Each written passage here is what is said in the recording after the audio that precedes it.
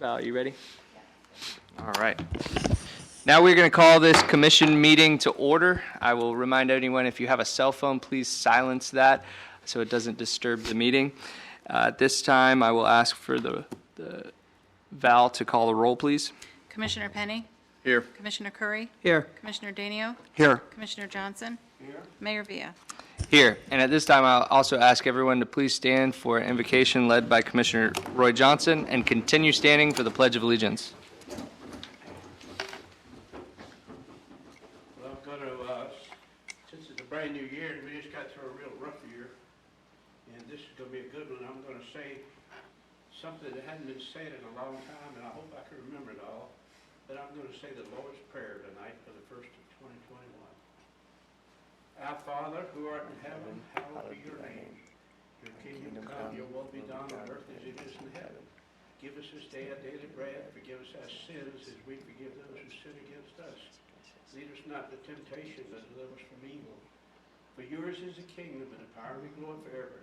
In the name of our Lord Jesus Christ, our risen Savior. Amen. Amen. I pledge allegiance to the flag of the United States of America and to the republic for which it stands, one nation, under God, indivisible, with liberty and justice for all. Thank you, Commissioner Johnson. All right, we're going to go to the fun part of the meeting, which is the presentations. And the first presentation that we have is a resolution of the City of Holly Hill recognizing Arlen Jeff Barnes, custodian for the City of Holly Hill, as Employee of the Year 2020.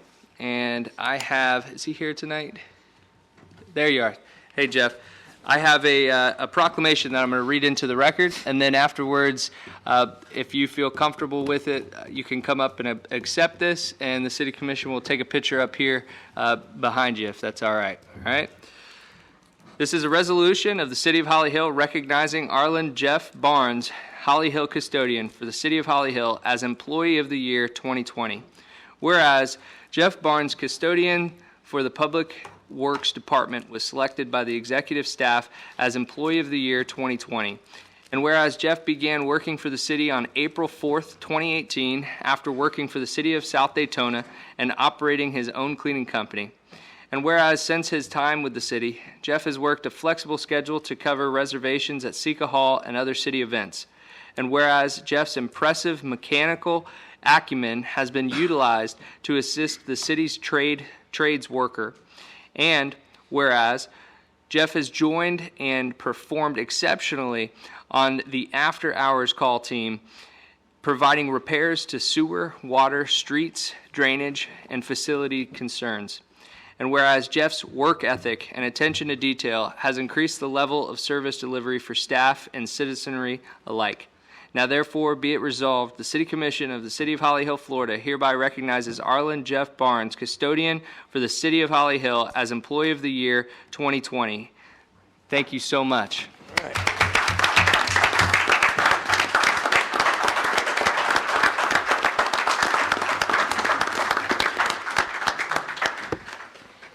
I don't know if you're a talking man, but if you want to say anything, the mic is yours. No? Well, then here is this, sir. And I don't know if you shake hands. But all right. I could tell those do a lot of hard work. Those are some hard hands. That's great. If you want to take a picture, you can hold it open, and the chief will take our picture. All right? Scoot in. Are y'all smiling? Cause I'm smiling. anyhow. Got it. Did that work? Awesome. Thank you, Jeff. I never thought of that on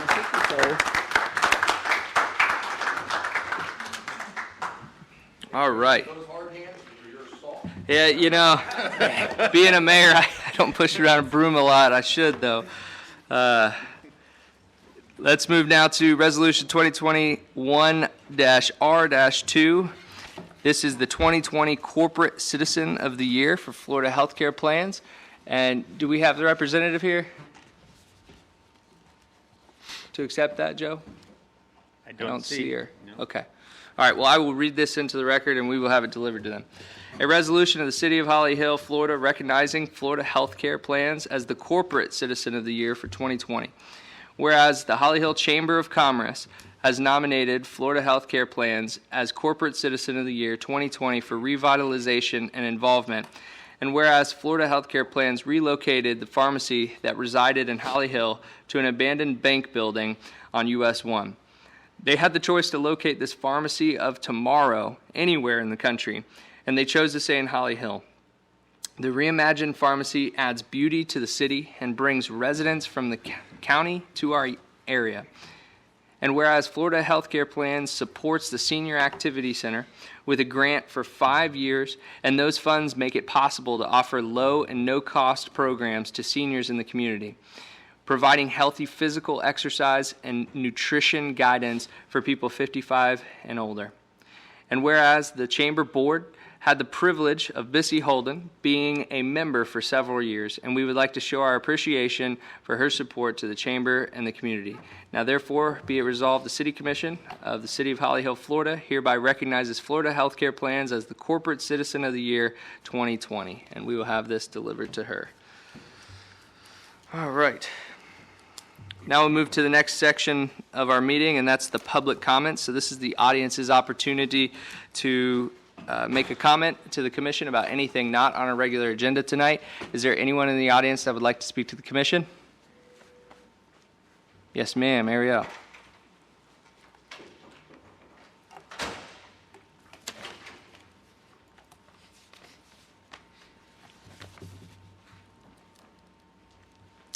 Just name and address for the record, please. Ariel Kavanaugh, Decatur Avenue, Holly Hill. I would normally write something, but I didn't. I just want to personally say thank you to the city, multiple members. So Deputy Chief Aldrich, I wanted it known that he came to my house to get all those nails that we picked up for the cleanup, which was really cool. And Deputy Miller, who provided us with a Sharps container so that we can safely collect them, and Mr. Forte for providing us with those grabbers, which everybody uses every time. Just the simplest little things really helped us. And then, of course, Mayor Chris Villa actually came out and hung out with us and collected trash this past weekend. It was a really good turnout. And I just want to say thank you to the city because it was really responsive and nice. And now we have something regularly going. It'd be cool to make it like 501c3 because then high schoolers could actually get credit for participating in something like that and having more participation that way. So that's just some thoughts. So we'll see where it goes. But I really just wanted to come up here and say thank you to you guys. And yeah, that's it. Thank you so much. We thank you, Ariel. You did a great job putting this together multiple times and great turnout last time. And, we really need to thank you. And if you want to get high school students, I can sign for their community service hours as well. And that's something that we could do together as well, as long as you tell me how many hours they put in. That's because it's a long process to get the 501c3, as you know. So, yeah. But as you go down that process, if you do want to try to get some youth out there, I think that would be very, very good. So we really appreciate it. Thank you so much. JP wants. Oh, I would Vice just Mayor? recommend along that line, you might want to partner up with Pastor Chuck at UBIC. They're already a 501c3 community involved, and he would be glad to let you Yeah. tag on with his And credentials. just past his, the church there on Flomish is always littered, so he'd be on board with that. Yeah, he would be, for sure. That's cool, thank you. Yeah. I'm like right near there, so I'll definitely get in contact. Hey, you're What a was block his name? behind number 2, right? What was his name? Chuck Pastor McHugh. Chuck. Yep, Pastor- Pastor Chuck. okay. Yep. I'll You give you- don't know Pastor I Chuck? don't know Pastor Chuck. You will. Yeah, we'll get you in contact with him. Okay, For sure. Thank you, guys. All right, thank you very much. Is there anyone else in the audience that would like to speak to the commission about anything not on our regular agenda tonight? Yes, ma'am.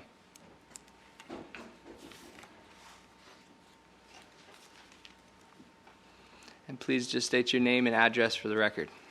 My name is Deborah McCombs, and I'm on Selma Avenue. You've Hi. met me before.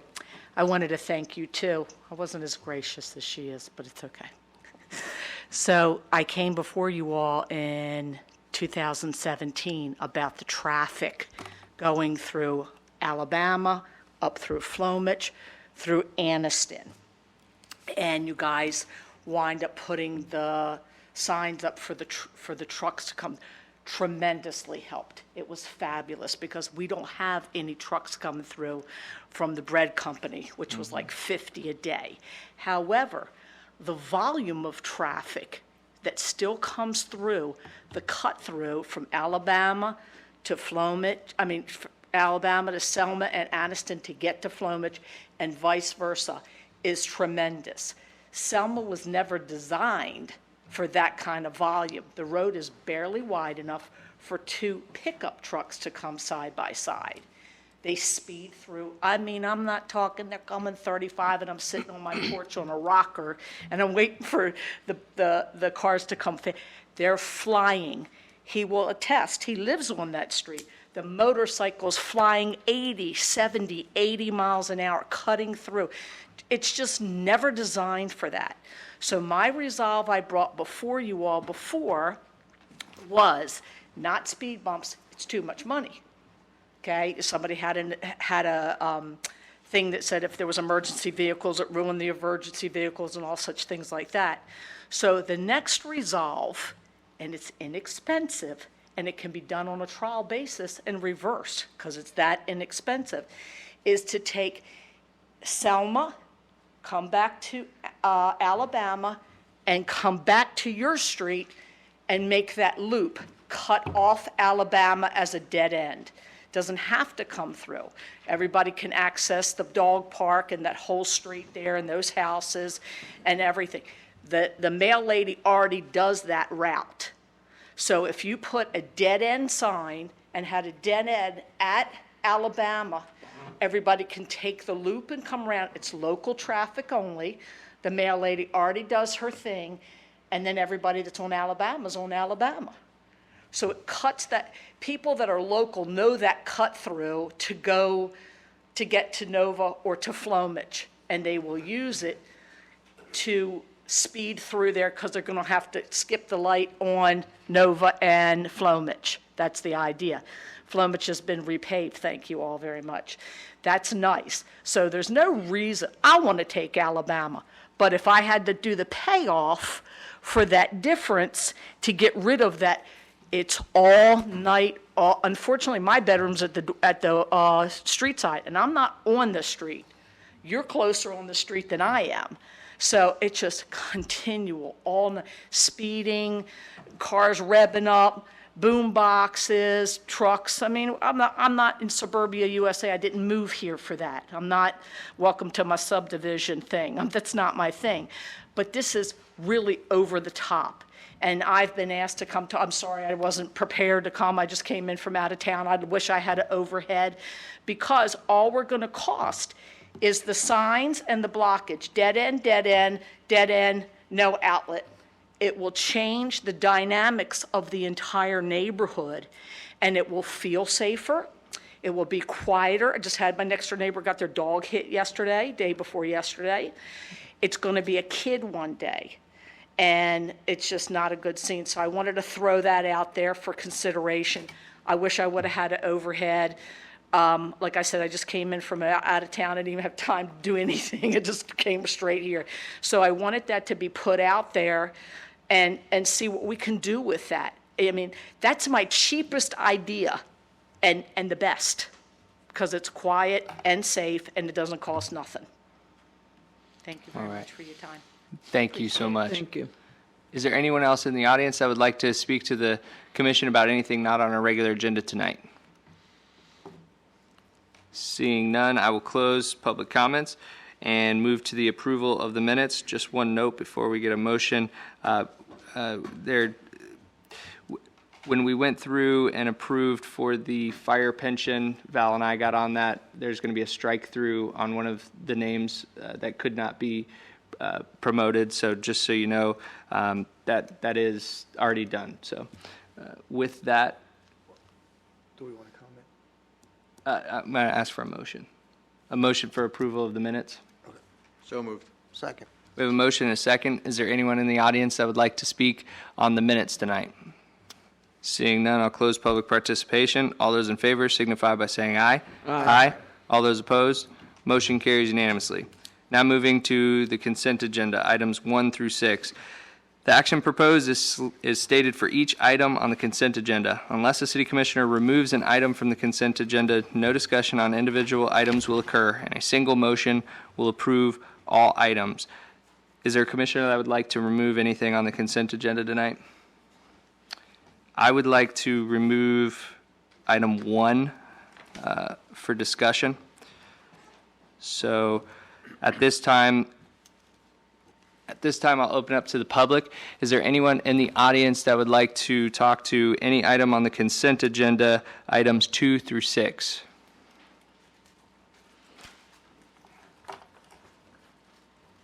Seeing none, I will close public comment, and I will entertain a motion for approval. Motion to approve items 2 through 6. We have a motion and a second. No discussions needed. All those in favor signify by saying aye. Aye. All those opposed? Motion carries unanimously. Now, going to item 1 on the consent agenda, Resolution 2021-R-3. I got with Joe on this, and a part of my hesitation was, and this has to do with the $90,000 for the engineers to take a look at the project at Mirage Pond over in my former district and Commissioner Johnson's district over there.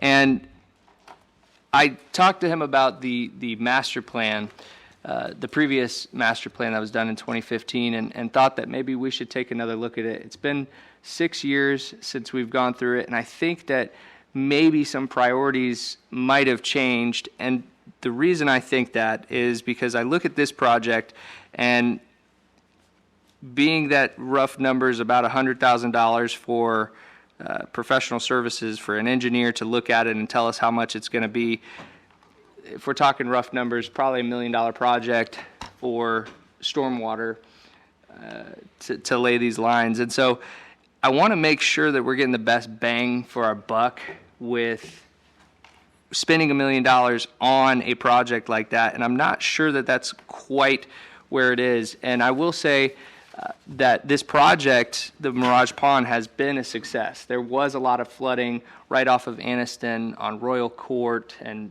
Royal Oaks and those streets, and that's virtually gone because of this project and that Mirage Pond being there, and the residents there are extremely grateful for it.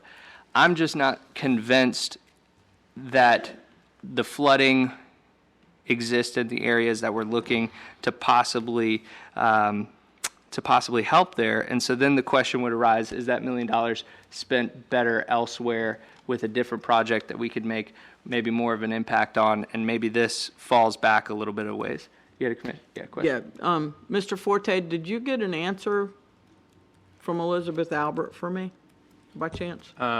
The answer was, the question was, are you experiencing flooding on Dubber Lane and Timber Trail? And the answer was yes. Can you call me? And I didn't have a chance to call him. Okay, because I knew that there was flooding back there. I just didn't know if what the county did off of Alabama helped that, or, so apparently she's still experiencing flooding back in that To what area. degree, I don't know. Okay. And by the way, too, I'm not proposing to take this off. I don't want us to vote no on this. Just, I don't see the rush to go ahead and spend almost $100,000 to an engineer to tell us, hey, this project's going to be $1 million. Just want to take a look at maybe the priorities, and if this gets slowed down a little bit and we still have this as the number one priority, I'm fine with spending that money if it's actually going to make a big effect, make the effect that I think that we all want. So that's my suggestion, is that we would actually take no action on this tonight and direct staff to take a look at our master plan again and bring that back to us. Is that what you're thinking too, Mr. Forte? At a work session. Excuse me? At a work session. Yes, sir. Yeah. Yeah, I'm never opposed to a work session. That's Yeah. fine with me.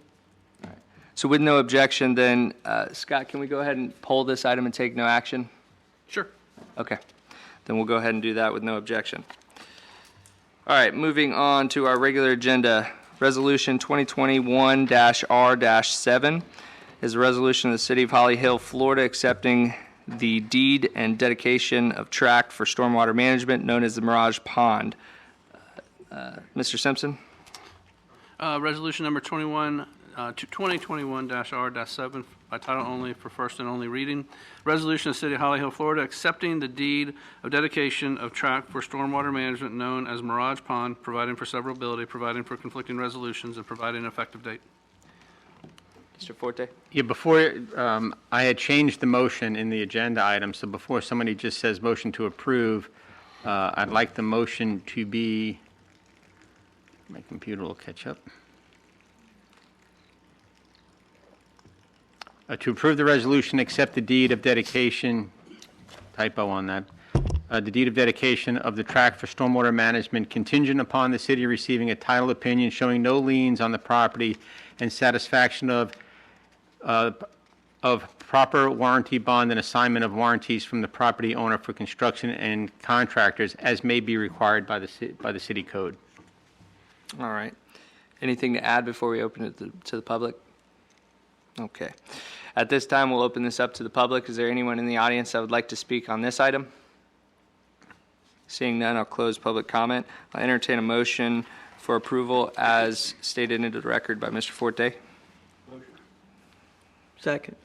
We have a motion and a second. Any discussion needed? All those in favor signify by saying aye. Aye. All those opposed? Motion carries unanimously. Now moving to resolution number 2. Mr. Simpson.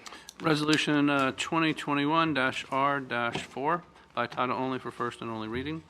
A resolution of the City Commission of the City of Holly Hill, Florida, to waive the procurement process to authorize the appropriate city staff to purchase spare lift station pumps, parts, transfer pumps, and parts for a 3-year period through fiscal year 2022-2023, with a limit not to exceed $100,000 annually, contingent upon existing and future budget appropriations, providing for severability, and providing for an effective date. Mr. Forte, do you have anything to add? No, I don't. All right. At this time, we'll open up to the public. Is there anyone in the audience that would like to comment on this item tonight? Do you have a question? I do. What's your question? Are we not on the regular agenda? Yeah, we're regular agenda number 2. Scott read the wrong one. Yeah, He's on the consent agenda. yeah, we're on this. On item 2? Oh, I'm sorry. I was doing the same thing. I'm flipping through them like where That's they- where I was. Oh, this is Oh, okay, acquisition. my bad. He's used to being in Acquisition. South Daytona at This this. is an important one. Okay, all right. Sorry, Take Scott. your time there. Sorry about that. Resolution number 2021-R-8. We all in agreement? Yeah. Okay. A resolution of the City of Holly Hill, Florida, determining the necessity and public purpose and authorizing the acquisition of property in Holly Hill, Florida by eminent domain or through negotiation for a project to underground the overhead utility lines along Ridgewood Avenue, authorizing attorneys to initiate eminent domain proceedings to acquire the necessary property, providing for severability, providing for conflicting resolutions, and providing an effective date. Thank you, Mr. Simpson. Mr. Forte? We spoke about this at a couple of previous commission meetings. This is the property located at 8th and Ridgewood that we have not acquired a temporary or permanent easement for the location of the overhead to underground utility lines. It consists of a 15-foot easement along the frontage of Ridgewood Avenue and a 15-foot easement along the frontage of 8th Street, plus 2 above-ground, actually 3 above-ground utility boxes. This is a situation where the owner of the property wanted the city to purchase the property for a price which I believe is higher than what the appraised value would be. So we went through the process of acquiring a certified appraisal of the easement area. The purpose of that is that's our starting point for negotiations. So now we get to the point where this resolution is authorizing the city attorney and the city manager to execute the eminent domain process in order to acquire a permanent easement in that location. All right. Any questions for staff? And just so you all know, I think it was in the staff report.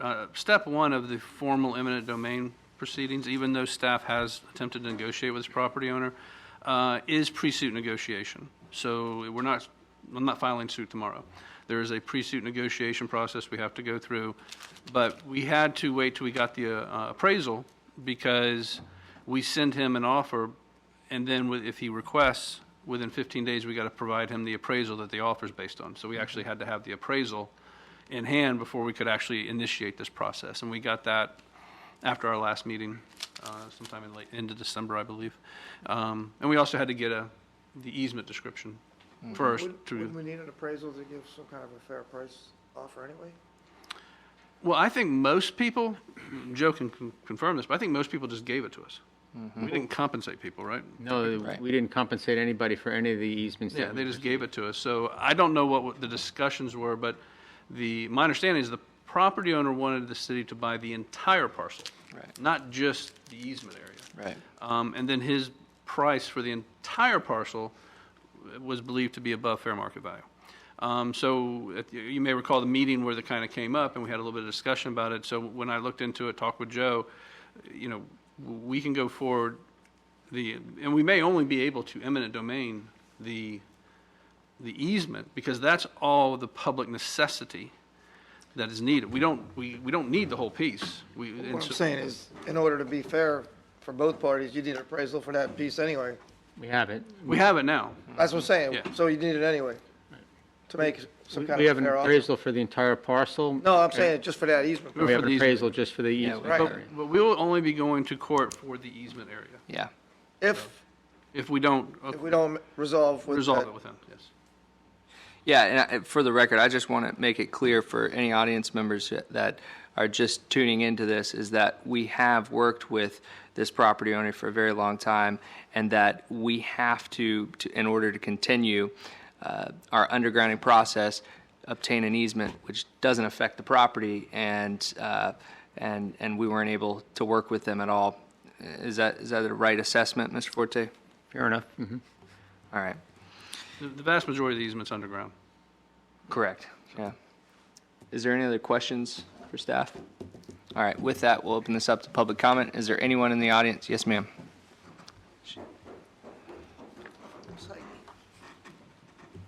Hi, I'm Heidi Heller of 460 Ridgewood, and thank you for inviting me back again today. Just a silly question, probably. The easement, that's 15 on 1 and 15 on 8, does that mean the property itself, he has no way of getting through to the property? No. No? It's an easement. That means there's going to be utility lines under the ground. The easements have no effect on the buildable area, access to the property, with the exception of the two above-ground boxes, which one is going to be at the far north end of the property on Ridgewood and the far west end of the property on 8th Street. Nice. Yeah, and I believe those boxes are all located within these required setbacks. They're outside of they're in the setback area, so it doesn't affect the buildable area at all. The only inconvenience is going to be during the project, underground digging and all that. Well, That's it. isn't it done? It's already there. Yeah, it's already there. It's already, Oh, is it? Oh, yeah. right. So we really need this. I guess we do. Yeah. Yeah. Is there any, Mr. Legary, you had your hand up? You answered it. Okay, perfect. Is there anyone else in the audience that would like to ask a question or make a comment? All right. Seeing none, I'll close public comment, and I'll entertain a motion for approval. Motion to approve. Second. We have a motion and a second. Any discussion needed? All those in favor signify by saying aye. Aye. All those opposed? Motion carries unanimously. Now moving to number 3, the towing service contract, RFP. Mr. Forte, would you like to take that? Sure. Just a little bit of history on the towing contract. We went out to bid for the towing contract a couple months ago, and we received 2 bids. One was from Daytona Wrecker, the other was one from Universal Towing.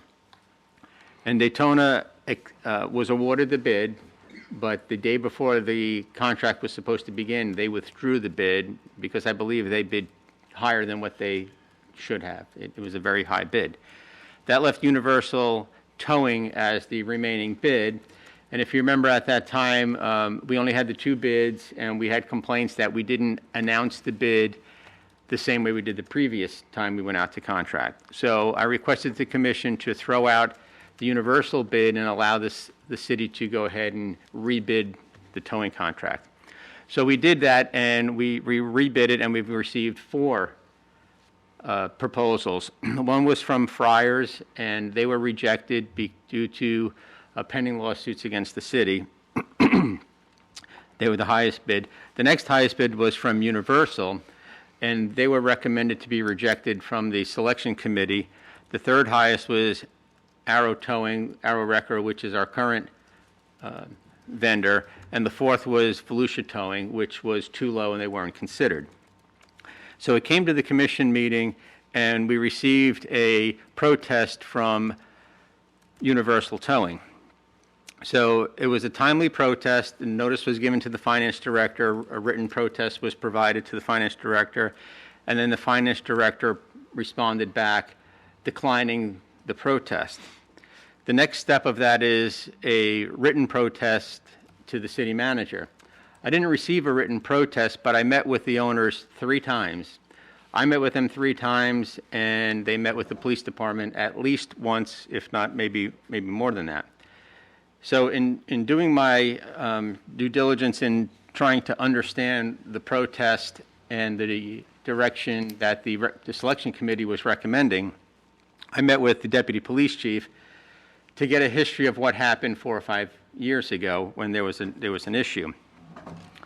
So just as a reminder, back then there were 2 tow sheets that were, I'll call it, falsified for the lack of a better term.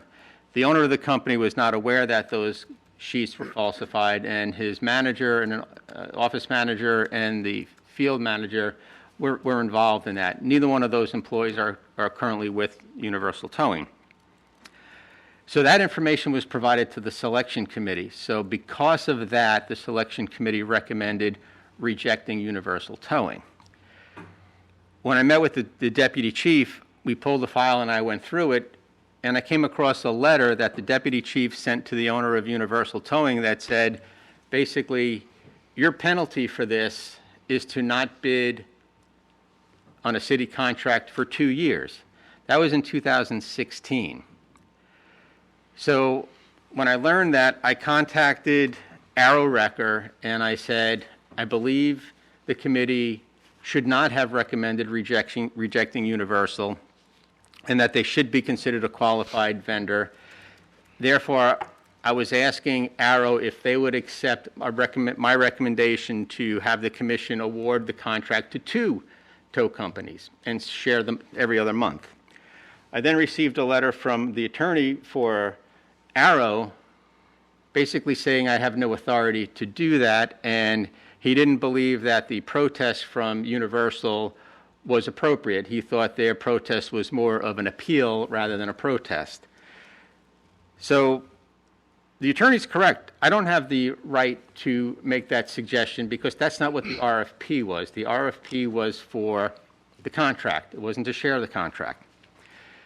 So in trying to get more information, I then met with the selection committee, and I asked them very simply, if the first bid was Daytona Wrecker and Universal, why didn't you throw out Universal's bid the first time?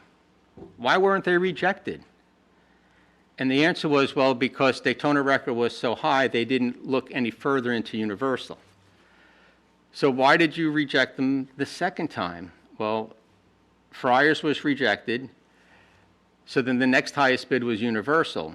So they looked into it a little further, and the committee was provided information about those 2 run tickets back in 2015 or 16. And because of that, they made a decision that that activity was inappropriate, so they were recommending rejection. I then asked them if they saw the letter that the deputy chief provided saying that you should not apply for 2 years. And they said no. I said, well, if you had received that letter, if you were made aware of that letter, would you have then rejected their bid? And they said no. So I'm in a position where we've dealt with Arrow Wrecker, who is a great community partner. They're nice people. I've worked with them. But I'm also sitting here going, Universal was wrongfully recommended to be rejected. Now, there comes the letter of the law on how you process a protest, but then there comes the what's right. And I don't think it's right that the committee made a recommendation to reject a bid without complete information.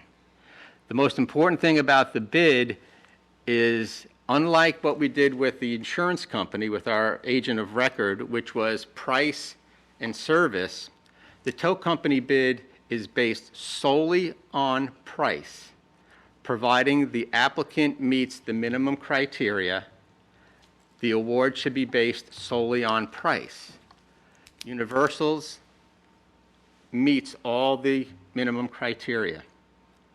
So had the selection committee been given the correct information, or at least complete information, their recommendation would be different. So it would be my opinion and my recommendation that the commission not reject Universal at the request of the committee and award the contract to Universal. That may be met with a challenge from Arrow. And in speaking with the city attorney, he said probably the safest and cleanest thing to do would be to reject the bids again. But I'm thinking, how many times do we reject a bid for this company that has technically won the bid twice? I just don't see the fairness in that. So that's the story, that's the background to it.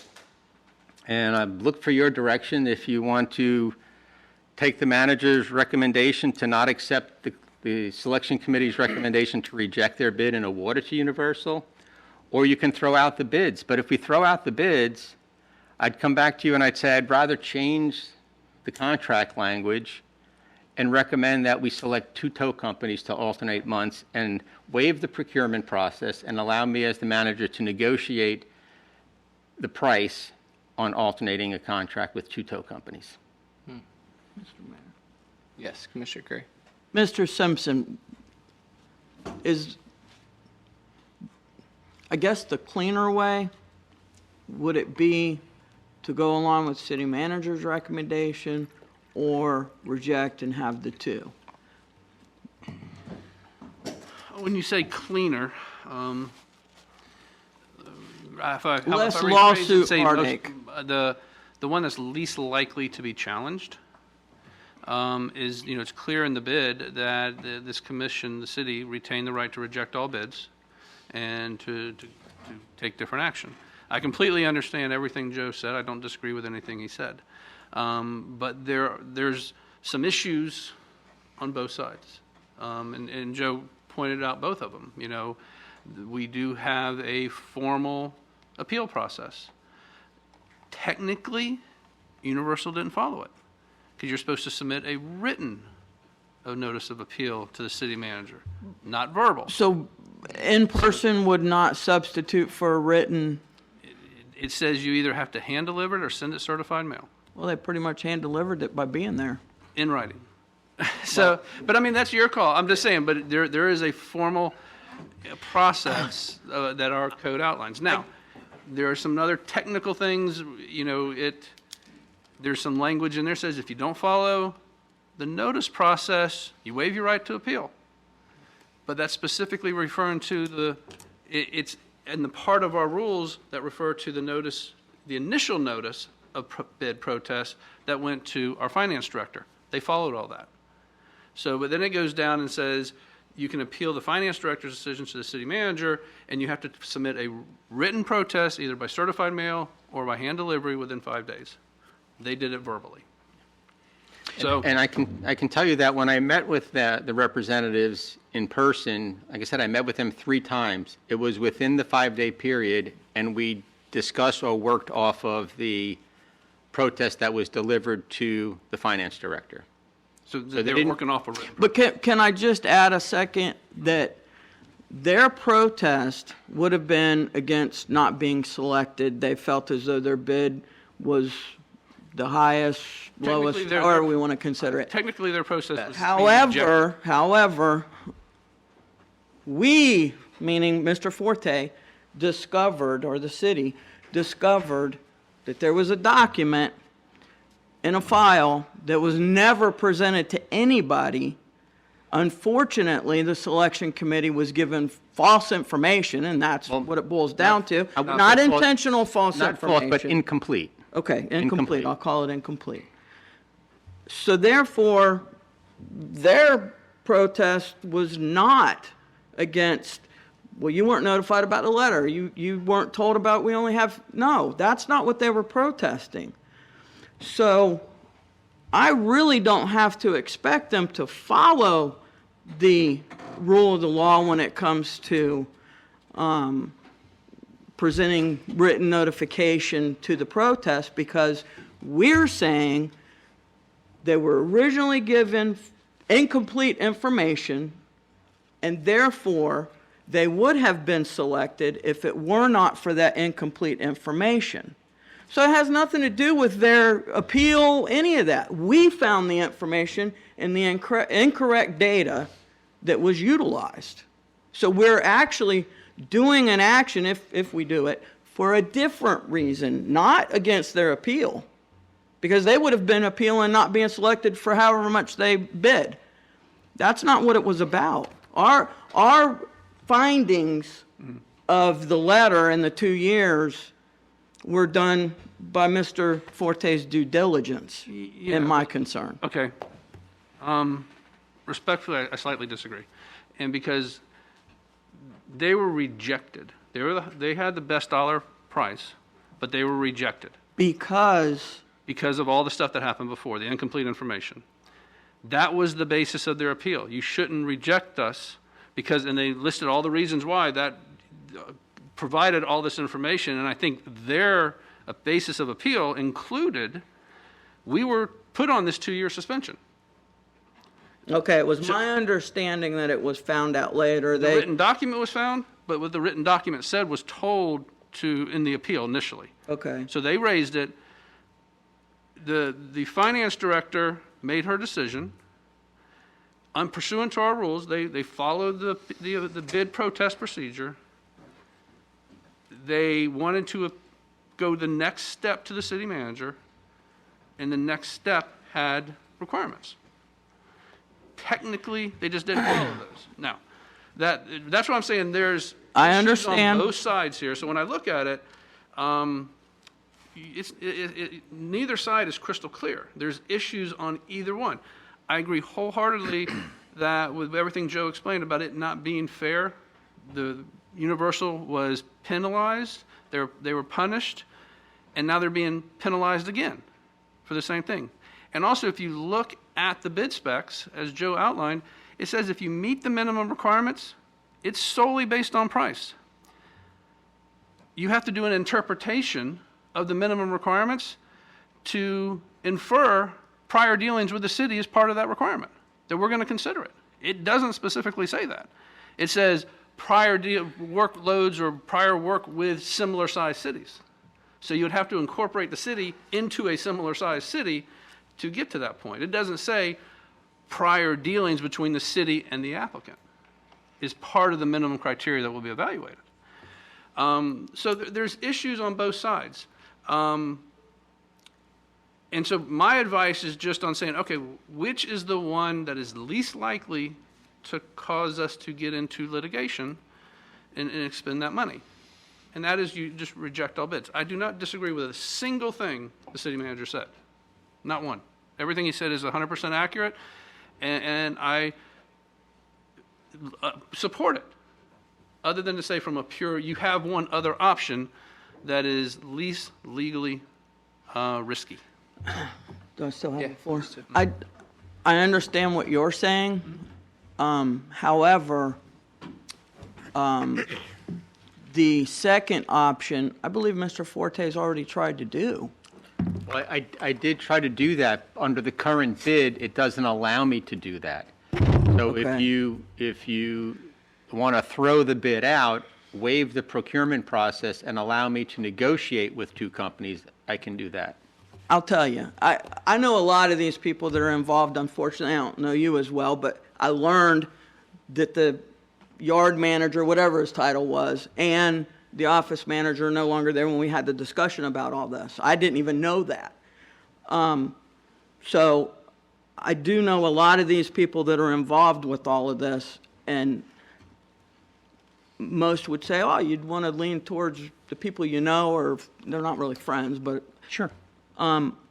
I can't do that in this instance. I feel as though they were wrongly done by the first throw out of the bid because we didn't have our own information in front of us, or we said something incorrect, whatever it was. And so I feel like if we keep saying, nope, we're rejecting the bid, we're going to do it again, it's just like many, many, many years ago where not just our government, all governments in the area probably, I'm talking, a long time ago, would say, well, we'll just keep rejecting it and we'll get the one we like eventually. No, I feel like that's what we're doing. I don't like that at all. I feel as though what was done was done incorrectly with them. The first bid, we didn't even need to go to a second. It should have ended right there. So I feel as though I'm going to have to vote in support of universal towing. Thank you, Commissioner Curry. Vice Mayor? I don't really have a question, so it's probably not appropriate for me to make comments now. You have the floor if it's I'm sorry, I didn't mean to influential make to what comments. you No, say. no, I mean, it's, we're if you kinda- want to save it, you can. I feel like I'm in a moral dilemma. We all are. Yeah. And as a risk manager, as an insurance agent, I look at what's the path of least resistance and the least likelihood of litigation. Litigation isn't free. Litigation becomes very expensive and very lengthy.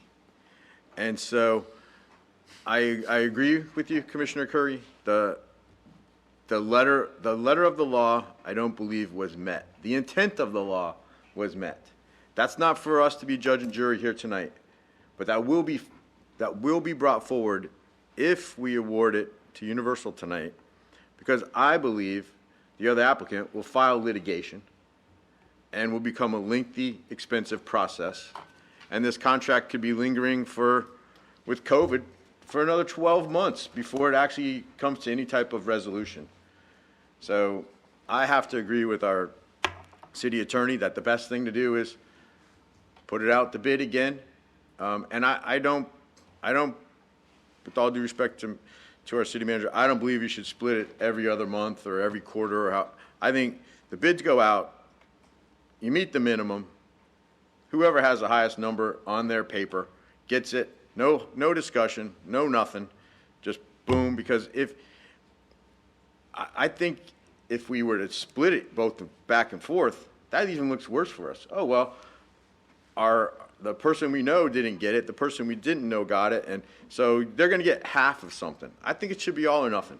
That's just the way I look at it. But I just worry that why get into a fight, in a lengthy litigation fight that costs us all money? The only person that likes that is Simpson, So I think what's the harm? You put it out there another 30 days from now. The committee opens them up. They already know that 2 of them are already qualified. If the 4 people apply again, I think the only decision that committee has to see is who has the biggest number. The unfortunate thing is everybody knows everybody else's numbers now. But so just put a bigger number out there. I don't know. I worry that if we take action on this, if we give it to Arrow, Universal's going to sue us. If we give it to Universal, Arrow's going to sue us. So walk away tonight, hit the reset button, highest bidder gets it. That's how I feel. Thank you, Vice Mayor. In a minute, after commission comment, is there any other questions for staff or? I was going to say, give my 2 cents worth. I am all for second chances, so I don't have a problem with the universal towing. At the same time, I kind of feel there's a loyal and a service factor that Arrow has been competent. They haven't done anything wrong. I think the whole thing turned out to be a big mess. And unfortunately, the litigation is always the X factor threat. And if our city manager or our city attorney, who gets paid the big bucks, recommends that we pull back that might be the safest way to go as well. So I'm going to have to defer to that. Thank you, Commissioner. Commissioner Johnson, did you have anything? There's one thing that's fair and there's another thing that's legally correct, but I look at it sort of like we have to go by what the city attorney says because we're like a corporation. If we take a chance on getting sued, or we don't take a chance on getting sued, we could get sued and we could lose more money in litigation than we could make off the towing contract. So I would have to pretty well go by that recommendation of the city attorney, or why have a city attorney. Thank you, Commissioner. You know, what I see is, and I agree with you, Commissioner Curry, that, you know, I know the way we do government here, and there's no favorites. And I know that our staff does the same thing.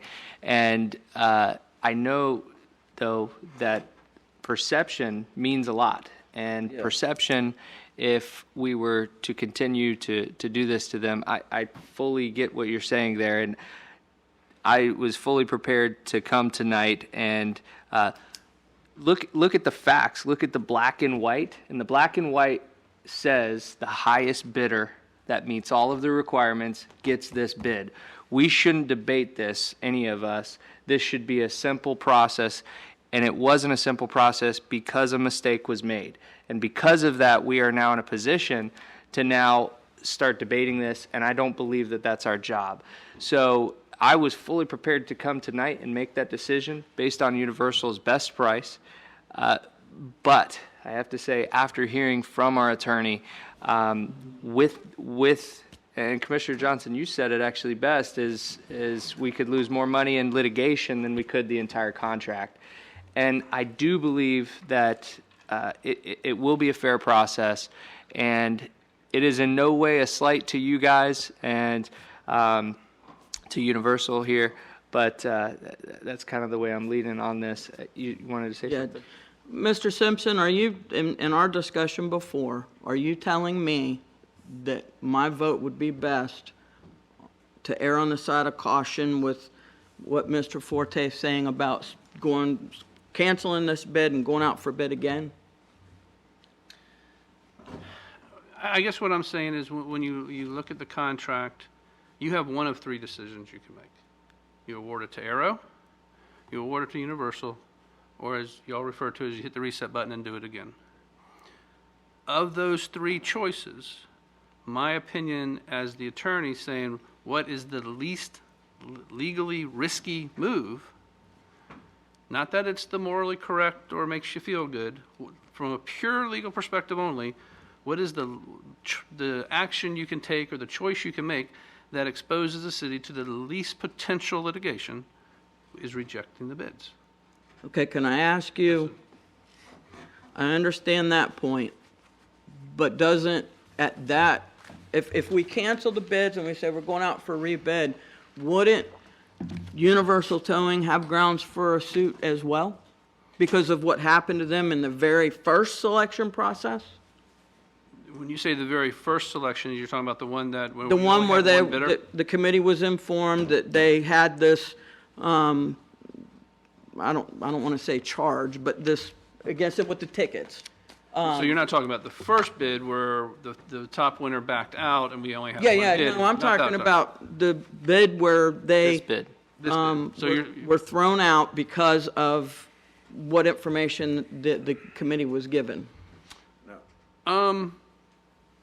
I can't say 100% for certain they don't have a cause of action, but it's for us rejecting all bids, because ultimately it's the final decision that And you would be defending us, so you probably shouldn't tell us that Yeah, well, anyways, right? it's- Well, no, well, the way I'm looking at it is we say we're going to go purely by amount and all this for the selection, but because the committee was given incorrect information, they were rejected. To me, that puts some liability back on us for that happening. And I guess my argument would be right up until the part that you didn't follow our procedure. That's what that would be my response.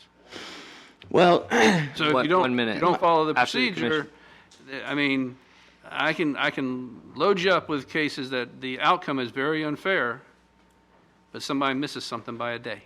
My last, those rules. So the question comes down, can you waive those rules? In essence, is what you're saying. We have rules.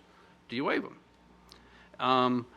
There's an argument you probably can waive them, the way that it's written. I mean, I've read this thing multiple different ways, depending on what you were going to do, trying to figure out the best way, how I would defend everything. And still, you can arguably say that information, you can make the argument that it wasn't improper to consider that information. It wasn't complete. It wasn't inaccurate. It was accurate. What was provided, it wasn't all the information, but it was accurate, what was provided. And you can make an argument that falls generally under the scope of review for consideration. But I think that ultimately, though, you don't, I cannot think of a time where I've read a case on a bid protest where all the bids were rejected. A litigation. Because that is a reserved power that the city reserves, the right to reject all bids and go a different route. And I'm not saying anybody through this process did anything wrong. From the city's standpoint, the committee made their recommendation based on the information they had. They didn't know this other information. But when you have all these hairs, if you will, there's prickly things on each side here. It's not perfect and clean on both sides. both sides are kind of equal in the respect, either side could sue. Either side could do litigation. Well, I mean, both probably have a case, whether it's a winnable case, who knows? But they both probably have a case. So obviously, Arrow did nothing wrong. Universal did nothing wrong. Well, I can say that I can make the argument they didn't follow our Okay, rules but for protesting. But I'm just saying Arrow absolutely did we nothing. didn't need to get to that point, though. We didn't need to get to But protest. to get to this point, to get to this point, they got to go through the steps. Okay, well, I will respectfully So- disagree. And I guess I'll save whatever comments I have. And ultimately, it comes down to, there is nothing perfect in any one of these decisions. My advice is, as your attorney, I say, what is the least worst.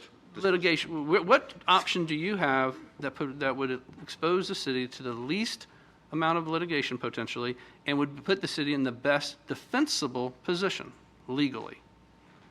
That is rejecting all bids and starting over. Thank you, My Mr. opinion. Simpson. Are there any further questions? So at this time, this is the way that I want to do it. I'm going to open up public comment, and I'm going to ask the applicant to come up first, but I want to explain, too, that we are not litigating this tonight. I don't want this to be litigated. You can respond to anything that you want, but we're not going to have back and forth. We're not going to have questions for the applicant tonight. So with that, we will start public comment, and you have 5 minutes, and come on up.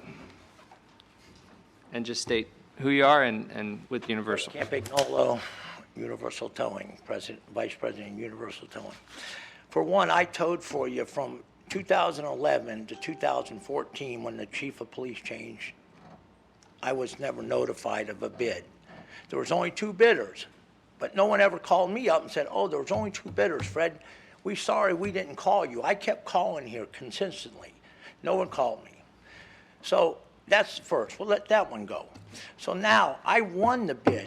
It said 10 days. Your contract said 10 days. If the one bidder don't take it, the next bidder gets it. Arrow didn't bid. They didn't even bid. So how they have a right to protest anything? They didn't bid. Then I was told by your finance manager, I don't have a lawyer. I'm sorry, I don't have the money Arrow has to hire an attorney. I was told by her what to do. I did 2 letters. 2 letters. The first letter of the protest, then I did a second letter. Now, if it didn't get in Mr. Forte's hands, I handed it to this lady. 2 letters. That's what I was told I had to do. A formal, never was told I had to do one to the city manager. I came to talk to him to explain what happened. When the issue happened, you guys took Friars off towing. You put us on back then for us and Arrow. I was on a day and I got notified we're going on. Boom, one ticket was bad.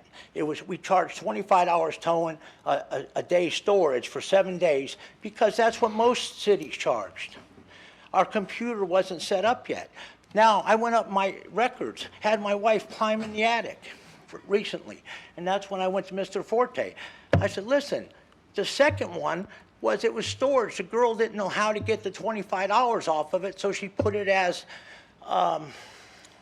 miscellaneous charges. So they thought it was two tickets bad. It was one ticket bad. We did charge him we refunded his money, and then we turned around. The other 7, I think there was 9 tickets total, were perfect because we knew what to do then. They were perfect, but we got thrown off. For what reason, I don't know. I mean, it wasn't nothing intentional, but them people don't work for me no more. But they really didn't do nothing wrong. And then I won the bid. Daytona Record did not take it. It said 10 days. If they don't take it, I get it. Then all of a sudden, they said, who is Daytona to tell me who to choose? That's the letter I got. So I started protesting this and saying things because I feel I'm being taken advantage of because I'm an honest person. I don't cheat nobody. I don't crook nobody, cheat nobody. I don't overcharge no one. I have most of the cities. I've had the sheriffs for 19 years, going on our 20th year. And I've had Ormond Beach, Port Orange. I only lose if they outbid me too high. I won this bid, and I feel finally I win a bid and I can't get it. And it's not fair. I mean, I talked to Mr. Forte, I talked to Chief Aldridge, all of them, and we all understand. It wasn't a thing, and I did not. And Mr. Simpson has sued me twice before, sent me letters to lawsuits. So that isn't fair either, him sitting here saying, about the law against me for Danny Gaines, Danny's Towing, saying I bought the company. If you could stay on just this topic, I'm though. sorry. Thank you. I'm sorry, I get it, I get it.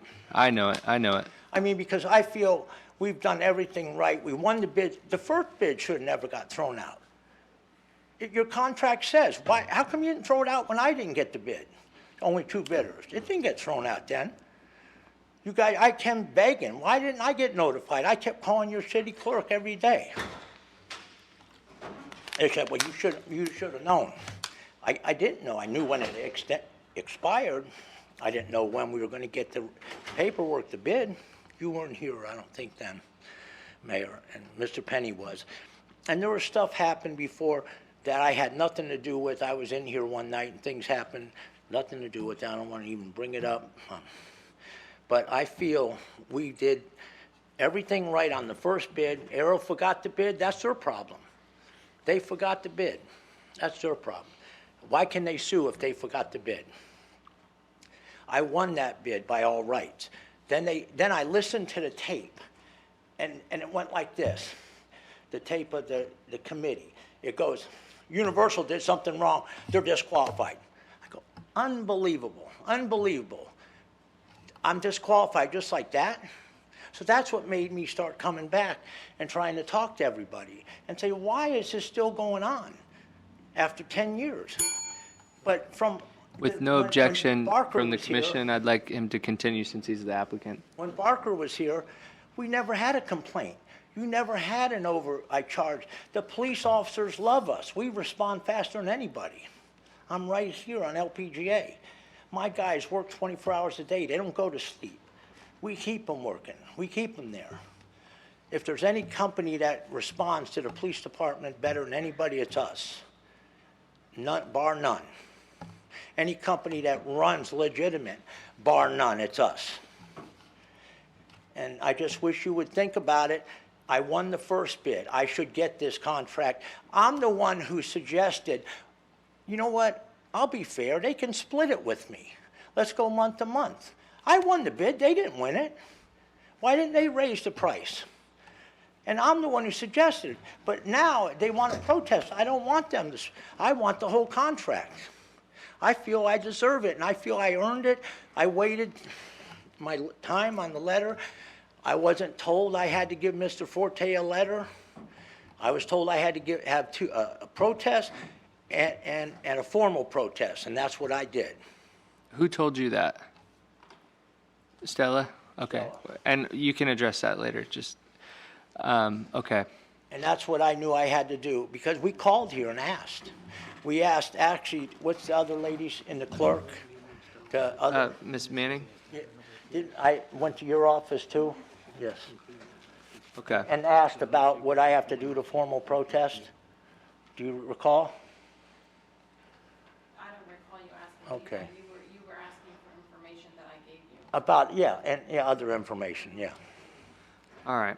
Okay. Well, thank you, and we wanted to give you a little extra time because you, obviously, this is about you here, so, Well, maybe my but, son, you know, I'm going to retire one day, and my son and everything, and I don't think it's fair what's happening here.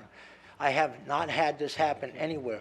And when I was towed for you guys for them years, never was there a complaint.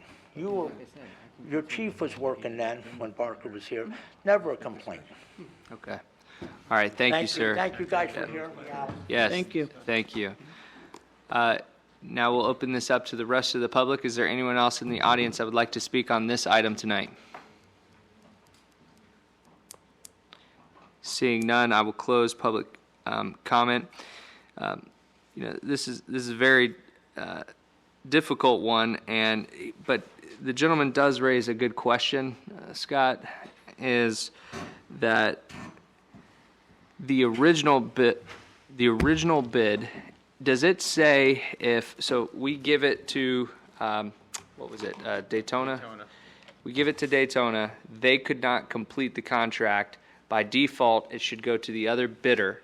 So it says that, but it didn't go to them because at that time we deemed them to not meet all the requirements.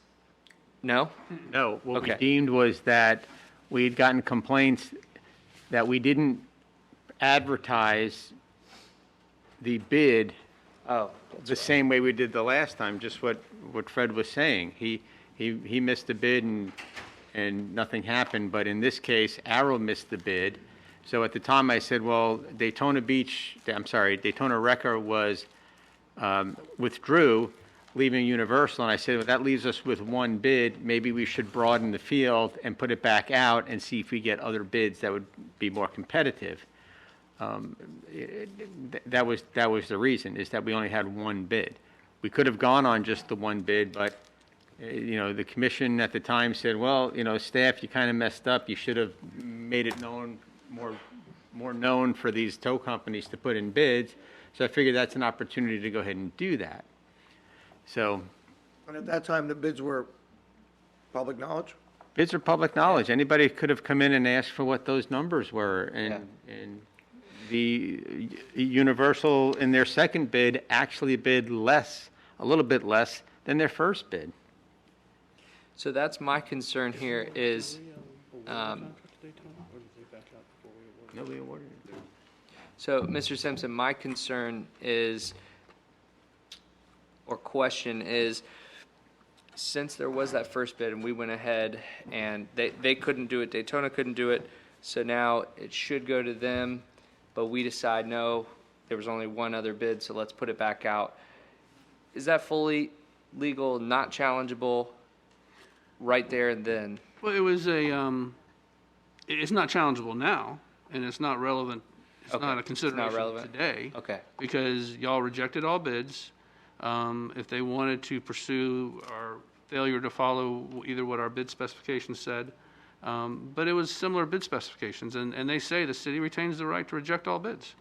And I think our bid rules say if we only get one bidder, which effectively ended up what happened, we have that ability. So, but they could have pursued whatever rights they thought they had at that point in time, and they chose not to. So we went out for bid again, and this one has some issues with it as well. And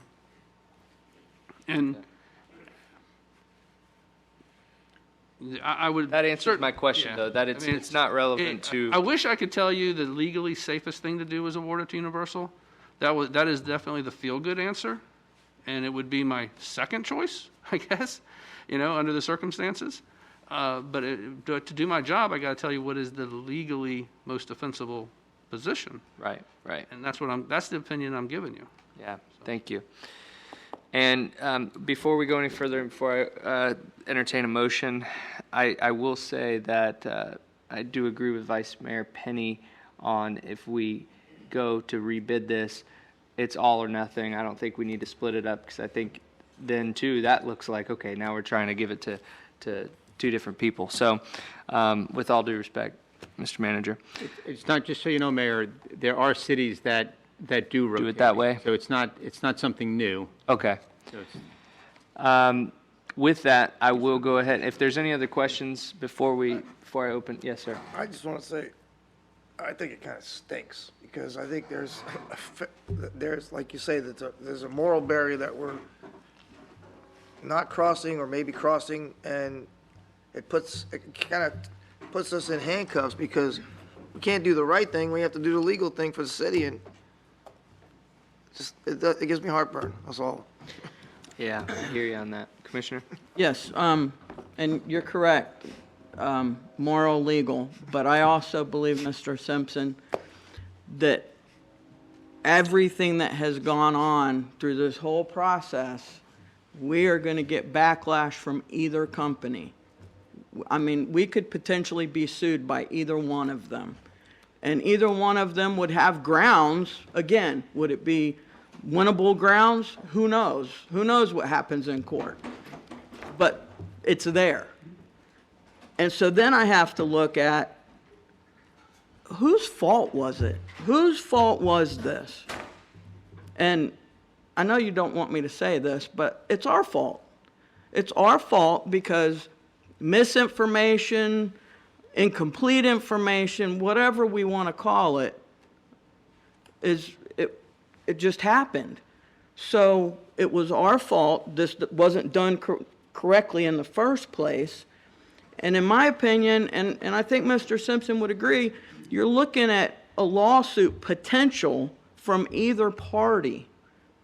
So I just don't understand how we can't do the right thing in this case, because either one could potentially cause us litigation, not just one over the other. And we're not like that here. I mean, we do try to do the right thing and maintain some sense of liability for the city. So, and I think that's what we would be doing, but that's all I have to say. Thank you, Commissioner. Are there any other questions? I normally don't do that at all, but I will let you come up 1 minute. Keep it very short. How would they have the right to sue when they just filed a protest? They never won the bid. What right would they have to sue? Well, I'm not sure, but we're not They going didn't win the bid. we're not going to answer questions here in this Well, forum. I'm just saying, Like, no, if I did a protest and I won the bid I won the bid both times. They didn't win. Now they find out, only person recommended them was the committee. You guys didn't recommend. I could see them suing if you guys recommended them, then all of a sudden you change your mind and put me in. The committee recommended them. It's up to the council now to say who deserves the bid. they would No they would be. lawsuits, no courts, I no believe nothing. that they would be suing based on the filing or the non-existent filing of the What would- contest, right, Scott? The contest letter. You can look at the letter from the attorney, you know, Yeah. he says, you know, it's not a proper protest. He doesn't raise that issue of not submitting it in writing as, you know, technically following the did. letter of the rules. The rules call for 3 letters, you wrote 2. Well, I was never told that, okay. But again, you know, just But Joe, Technicality. clarity, you know, I'm going to tell you, I met with Fred and his son 3 times, and within that time period, they walked in and we discussed the letters. So I thought it would be repetitive to him to write the exact same letter again. You know, when the finance director responded, she responded correctly according to the information that she had, but even in the in the original protest letter, the formal protest letter that, and I say Fred because as an Italian, I can't even pronounce his last name. So I don't mean any disrespect. But in the protest letter, let me open it up here real quick. Oh, I do have her response. Come on. He mentions that he was given 2 years to not bid, but in the context that he put it in, it was kind of a side thought. So we didn't address that part of it. So if the finance director would have been made aware and looked at that 2-year term and said, well, what exactly is that? Why is he talking about this 2-year period? It may have been resolved at the finance director's level. But, she addressed all of the other issues of his protest, but not the 2-year restriction. That was in the original protest letter. It said I was told not to bid for 2 years, and he did bid, but that's because he was given an application, so he thought he was invited to. But if we would have discussed this when it got to the finance director's letter level, where he addresses the 2-year limitation, it could have been resolved then too. It never would have had to come to the city manager's level. So there is a number of errors, but the errors are on the city side. All right. Bottom line is, I won the bid, and they're protesting after they found out the committee changed their mind. Or not the committee that, well, I don't understand. The committee's the only one who denied us, and they did not listen. If you listen, I hope you listen to the tape, because it was 2 words, universal tone. Nope. Yeah. All right, Fred, thank you so much. I did give you extended time, so, yep. Commissioner Curry? Mr. Simpson, don't we have the right to accept the bid that we choose as a governing body? I mean, we're not told I would say no. this bid is the one you select.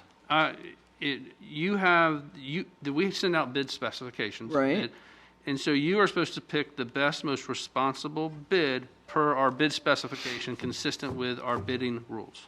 And that was done in the beginning until incomplete information was given, and then it all the changed. bids came in, you have a committee that makes a recommendation.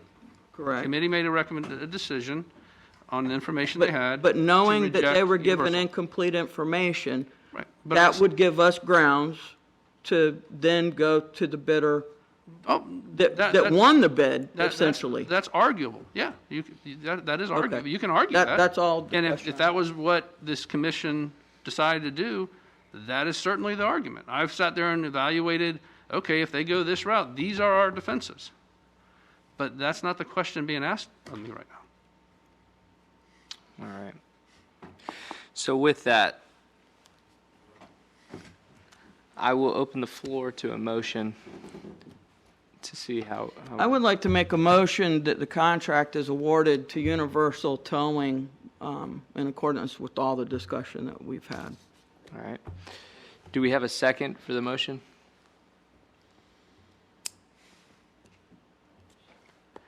The motion dies for a lack of a second. It feels like a few years ago. Yeah, it's been a long time. Taking me back to It's the been a past. long time. That's okay. I'll open the floor for another motion to be made. Make a motion that we reject all bids and rebid it per the current specs. Is there a second? I'll second it. All right, we have a motion and a second on the floor. Now it's open to discussion. Vice Mayor? All right. Seconder of the motion. Any discussion? We said all we needed to say. Okay. Commissioner Curry? Okay. With that, we'll go ahead. Any discussion? Well, I just think, we're looking at the right thing to do versus the legal thing to do. Look like the right thing to do is to award the contract to the people that rightfully should have it, but how do you know what a judge or jury is gonna say, what it's gonna be? We have a duty to protect the finances of the city, and if we get into litigation because of something we did wrong, then we're not protecting the city from litigation, the citizens from litigation. So we have to go by what the attorney or city attorney says from a litigation and a legal point of view, as far as I can tell. I mean, that's the only way to do it. I mean, I would much rather say, give the contract to the people that really deserve to get it, you know what I mean? But I have to go by what is best for the city as far as litigation is concerned, and hopefully they'll bid the contract and win it anyhow. Mr. Mayor, I do have a comment. Commissioner? I would just like it on the record that our city attorney indicated that in either situation, there could be litigation. One doesn't mean more over the other for litigation. That's what he indicated. So I am looking out for the community and my constituents and what I believe is the right thing, because either possibility is litigation. Thank you, Mr. Mayor. Thank you. Any further discussion on this? We're going to go ahead and call the vote. All those in favor of, actually, before we do that, since there's been a lot of talk, Val, could you please restate the motion on the floor for us? Mr. Penny, if you know the motion. The motion is... Reject all bids and to go out to rebid it. Yes, ma'am. Thank you. Now, with that being said, all those in favor signify by saying aye. Aye. All those opposed? Aye. Motion carries 4-1. Moving to public hearing. Number 1, ordinance 2021-0-3033. Mr. Simpson? Ordinance number 2021-0-3033, by title only. Is this first reading or second? Yes. First reading, okay. For first reading. An ordinance of the City of Holly Hill, Florida, amending the comprehensive plan by amending the future land use map designation of certain property identified as 1088 10th Street, having parcel number 4244-01-04-0080, by virtue of a small-scale future land use map amendment, changing the future land use map designation from UMI urban medium intensity to medium density residential, providing for conflicting ordinances, providing for severability, and providing an effective date. Thank you. And Mr. Walker, would you like to take it away? Good evening, Mayor. Good City evening. Commission. Back on November 10th, 2020, the Commission considered a request from the owner of 1088 10th Street to annex the property into the City of Holly Hill. And at first reading, this Commission voted to approve that request. It's anticipated that the annexation request will be heard for second and final reading on January 26th of 2021. Now, should the annexation be approved, the property is going to need to receive city zoning as well as be included in the city's comprehensive plan.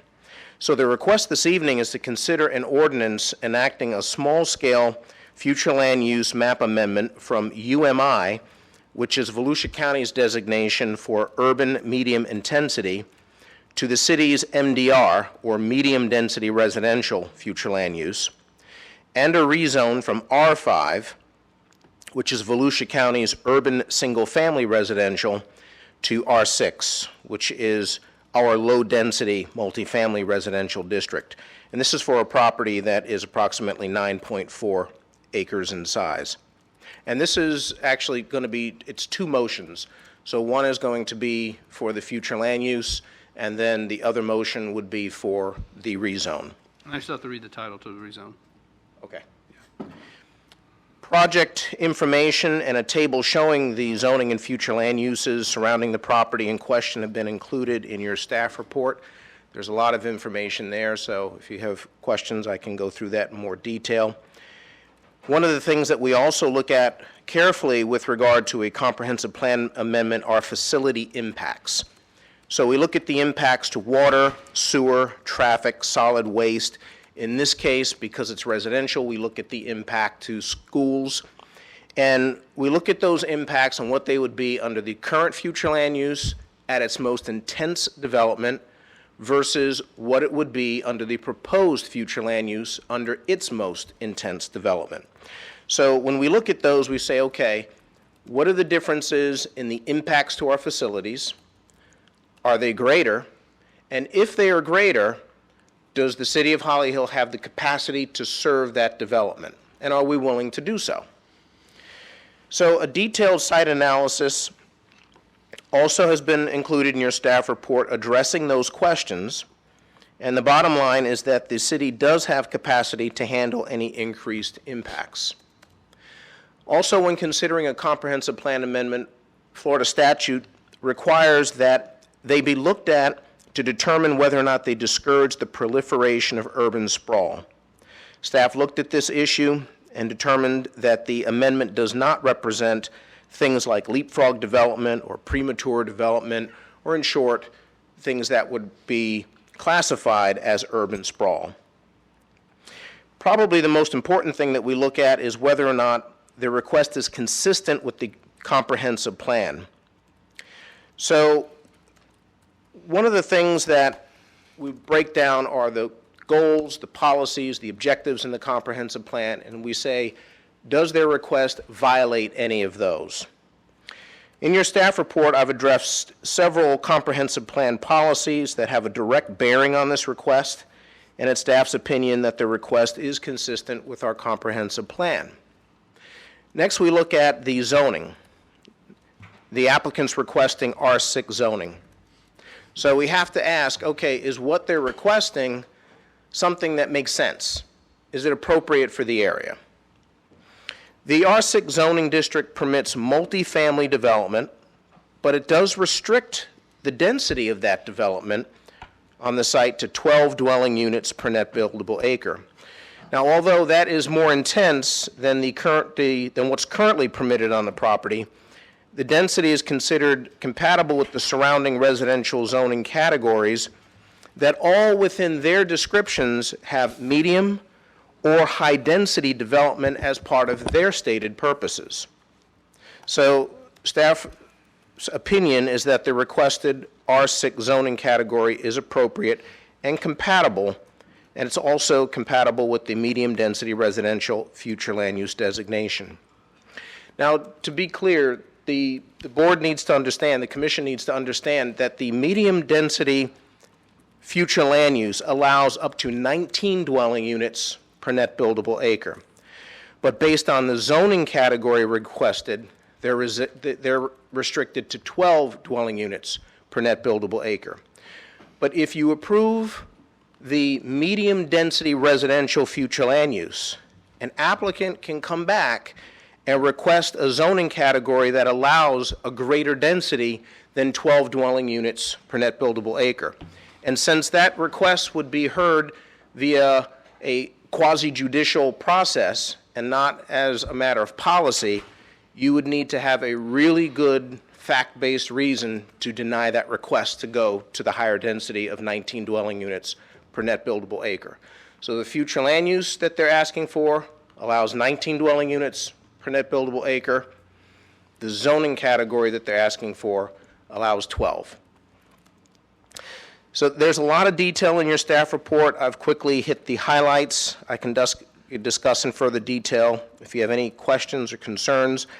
On January 4th, the Board of Planning and Appeals did unanimously recommend approval or to recommend approval of the rezone and comprehensive plan amendment request.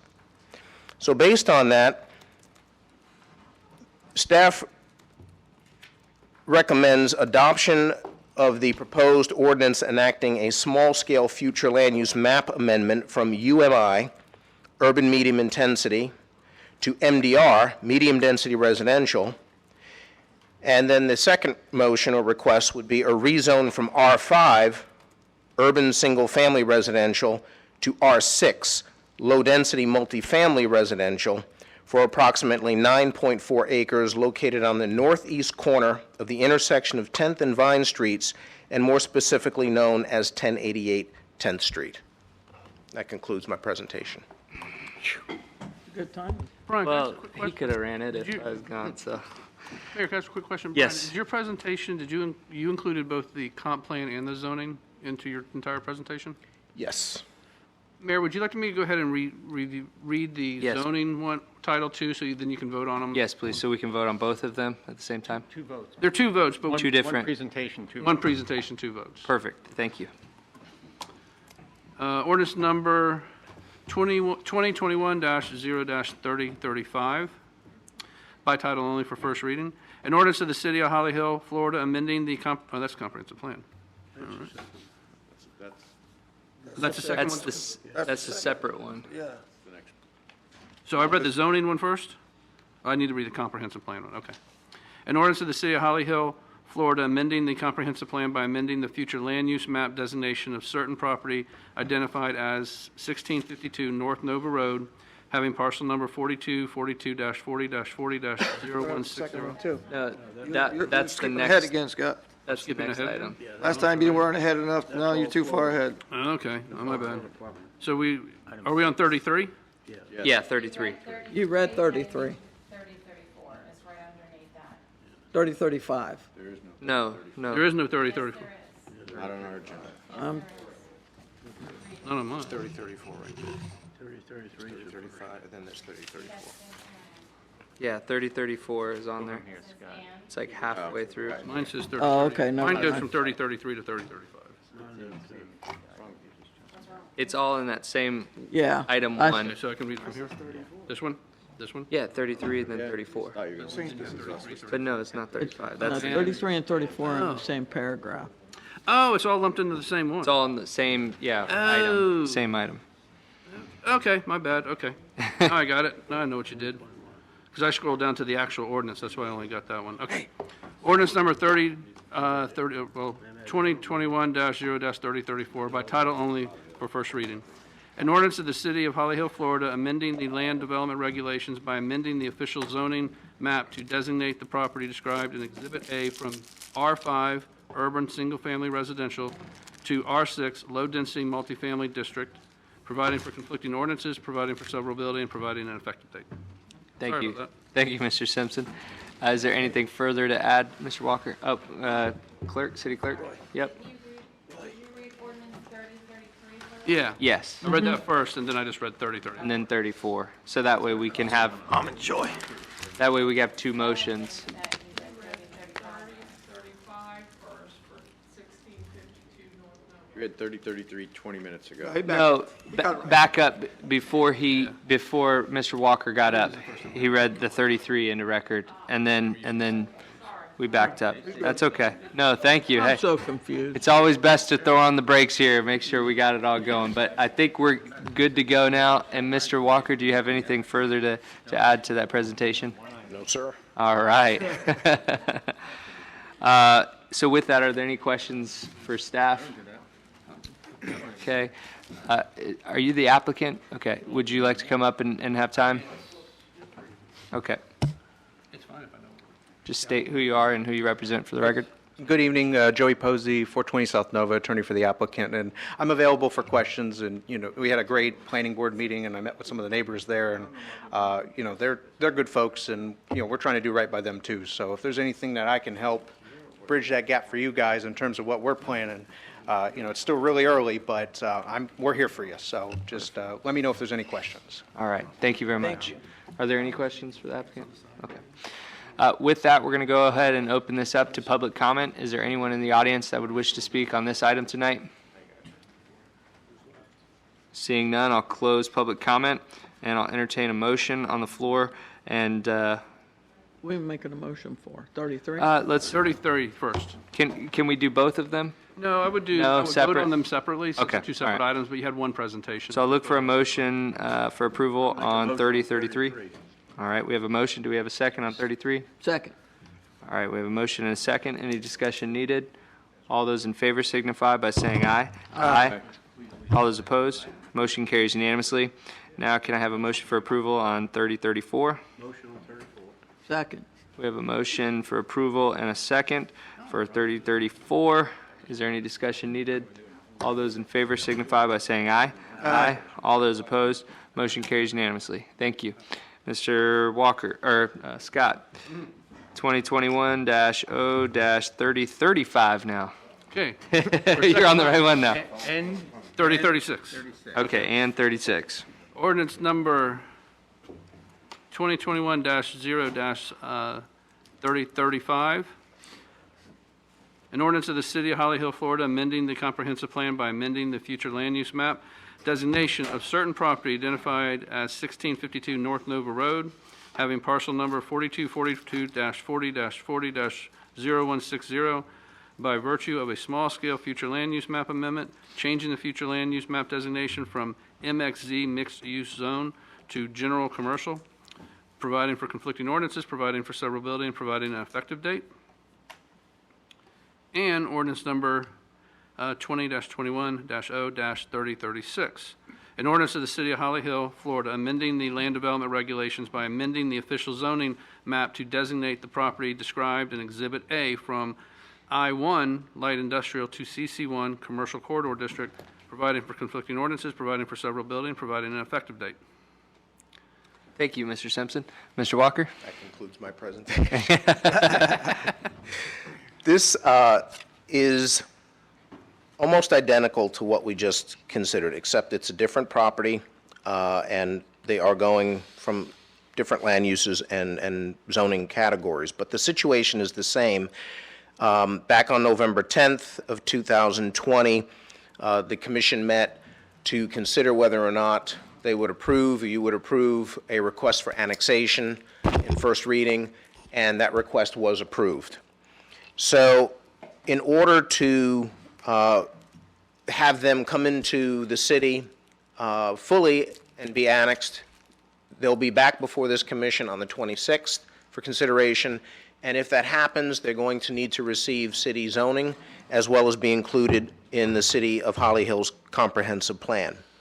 So the request for this property, 1652 North Nova Road, is to consider an ordinance enacting a small-scale future land use map amendment from the Volusia County designation MXZ, which is mixed-use zone, to our designation, general commercial, and a rezone from I-1, which is Volusia County's light industrial, to CC1, the city's commercial corridor. And that is for a property, this is for a property that is 1.36 acres in size. Again, in your staff report, there's a lot of project information and a table showing the zoning and future land uses that surround the property. We did also look at this in terms of impacts to facilities. With this specific one, we were not required by law to inquire of the impacts to the school system, since it is a commercial piece of property. We looked at the differences in the impacts for the current future land use at maximum build-out and the proposed future land use at maximum build-out. And so we asked the question, are there impacts? Yes. Are they greater? Yes. Is the city able to handle those impacts? Do we have capacity? And the answer to that is yes. We also looked at the issue with regard to urban sprawl. Florida statute section 163.3177 requires that when we look at a plan amendment, we ask the question, does this encourage the proliferation of urban sprawl?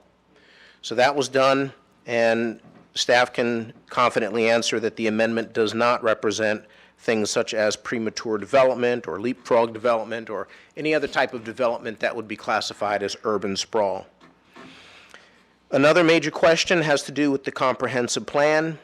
Is their request consistent with the comprehensive plan, our goals, policies, objectives? Again, in your staff report, I've given several specific comprehensive plan policies that have a direct bearing on this request, but in the final analysis, there's nothing to characterize that this specific request in any way violates the principles or objectives of our comprehensive plan. Then we ask, is the zoning requested appropriate? Well, the predominant zoning category applied along the west side of Nova Road when you go when you go north and south of LPGA is CC1, or commercial corridor. And the existing plumbing supply company and the parking lot that abuts it are also zoned CC1. So according to FLU policy 1.1.3, The CC1 zoning designation is consistent with the general commercial land use, and staff feels that the zoning requested is appropriate for that property. Also, again, at its meeting on January 4th, the Board of Planning and Appeals did vote unanimously to recommend approval of the requested rezone and comprehensive plan amendment. So based on that, staff requests first the adoption of the proposed ordinance enacting a small-scale future land use map amendment from MXZ, mixed-use zone, to general commercial in one motion, one ordinance, and then another ordinance to approve the rezone from I-1 light industrial to CC1 commercial corridor for approximately 1.36 acres located on the west side of North Nova Road, approximately 400 feet south of LPGA Boulevard, and that is more specifically known as 1652 North Nova Road. And that concludes my presentation. Great. Thank you so much, Mr. Walker. Are there any questions on this item? All right. Thank you, sir. The applicant is here. Would you wish to add anything? He did a good job. He does. He always Maybe does. consider it's taking him 2 hours to get his answer. Uh-oh. Well, then we better quickly go about this. Is there anyone in the public that would like to comment on this item tonight? Seeing none, I'll close public comment, and I'll entertain a motion for approval on the first one, the future land use 3035. So moved. Second. We have a motion for approval from Vice Mayor Penny and a second from Johnson. All right. Any discussion? I thought it was Danio. Oh, he raised his hand, sorry. That's okay. It's you, Danio? Yeah, Danio said We'll second. go with Danio for the second. You get the third, Johnson. All right. That's first place loser. With no further discussion, no further discussion, we'll vote. All those in favor signify by saying aye. Aye. All those opposed, motion carries unanimously. Now, the rezone, which is 3036, I'll entertain a motion for approval. We have a motion, number one. Second. Motion by Johnson, second by Curry. Any discussion? All those in favor signify by saying aye. Aye. All those opposed, motion carries unanimously. Moving to communications to our city manager. Okay, well, let me start off with apologizing for that whole tow company debacle. You know, I've been doing this job for 21 years, and there's still something to learn all the time. So corrections will be made and hopefully won't be repeated in the future. I do have a couple of things. One is the health benefits. This year, the health benefit, the incentive that we provided to employees came out to $1,895, and I want to round that up to an even $1,900. So a minor $5 change. Want to get that out. You're gonna. There's a rearranging of the criteria because of what happened last year going over to the HSA. So you're going to see a new report on that that everybody's going to have to comply with. You don't have to vote on that. I'm just kind of making you aware of it. The other is That's for next year, though, right? it starts now. You have to start getting your You gotta start your items physical and all that checked stuff off. 6 months in Oh, advance. but I mean, the Oh, yeah. 1895 already went out, so next year it's 19. No, it goes in on the 21st. I thought it already went in. What?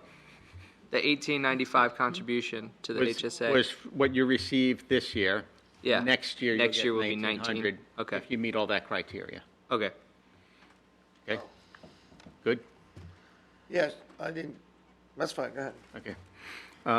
The electric vehicle charging station, I met with the representatives of FPL over by, across the street by Pictona, and without clogging up or reserving a parking space within the Pictona complex, the old Chamber of Commerce Foundation pad is available. And if you're okay with that, we can probably expand the pad a little bit to make for legal-sized parking spaces, create an entrance that comes off of the driveway within the Daytona complex that maybe says electric vehicle charging stations and have 4 spaces there. That could be a location. So if you're okay with that, plus I followed up on the mayor's question with regard to where the $50 per month per space came from, and that's an average estimate that they think this location will produce. So in other words, it may be, we do pay the actual rate. So it may be $20 per space per month now, and it may be $75 per space per month in 8 years from now. So it's an average of what they estimate that to be over the 10-year contractual period. So giving you those two things, I asked, do you want me to bring that forward on the next agenda or not? Okay. Any comments on it? No, I would just like to say, but our conversation about that, I went over to Pictona today, and there is a makeshift driveway as you make that turn into the park where you were saying. Yeah, but that's not really legal. We have to formalize it, and Yeah, but I'm saying there's an area there Yeah. already that's like a makeshift we may come a road. little bit further west to come in so that you're not coming in and kind of making a hairpin turn to do it. So we'll figure that out. Antoine will work on a design on that. Any comments on if you want it to come back the next commission meeting? I would be willing to hear it. Does it come back to us? Yeah. Any other comments on it? I just worry about the aesthetics. What's it going to look like? That's the first thing you're going to see. We're going to landscape it a Yeah, little bit, okay. and Make it look it'll nice. just look like 4 parking spaces. No, I think it'll be great I think we could accentuate it. Yeah. Yeah. Yeah, no, I think we should at least fancy it up a little bit. Yeah. Any other comments?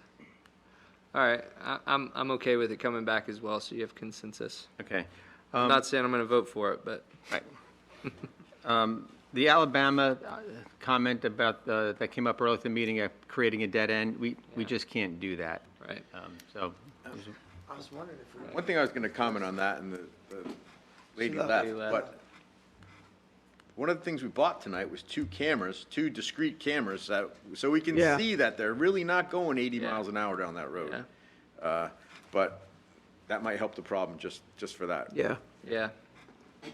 and to end on a good note, last month, we received the Florida Planning and Zoning Association's Outstanding Public-Private Partnership for our deal with Pictona. So I had gone Nice. to that event and picked this up on behalf of the city. So, well, I'll end on that note.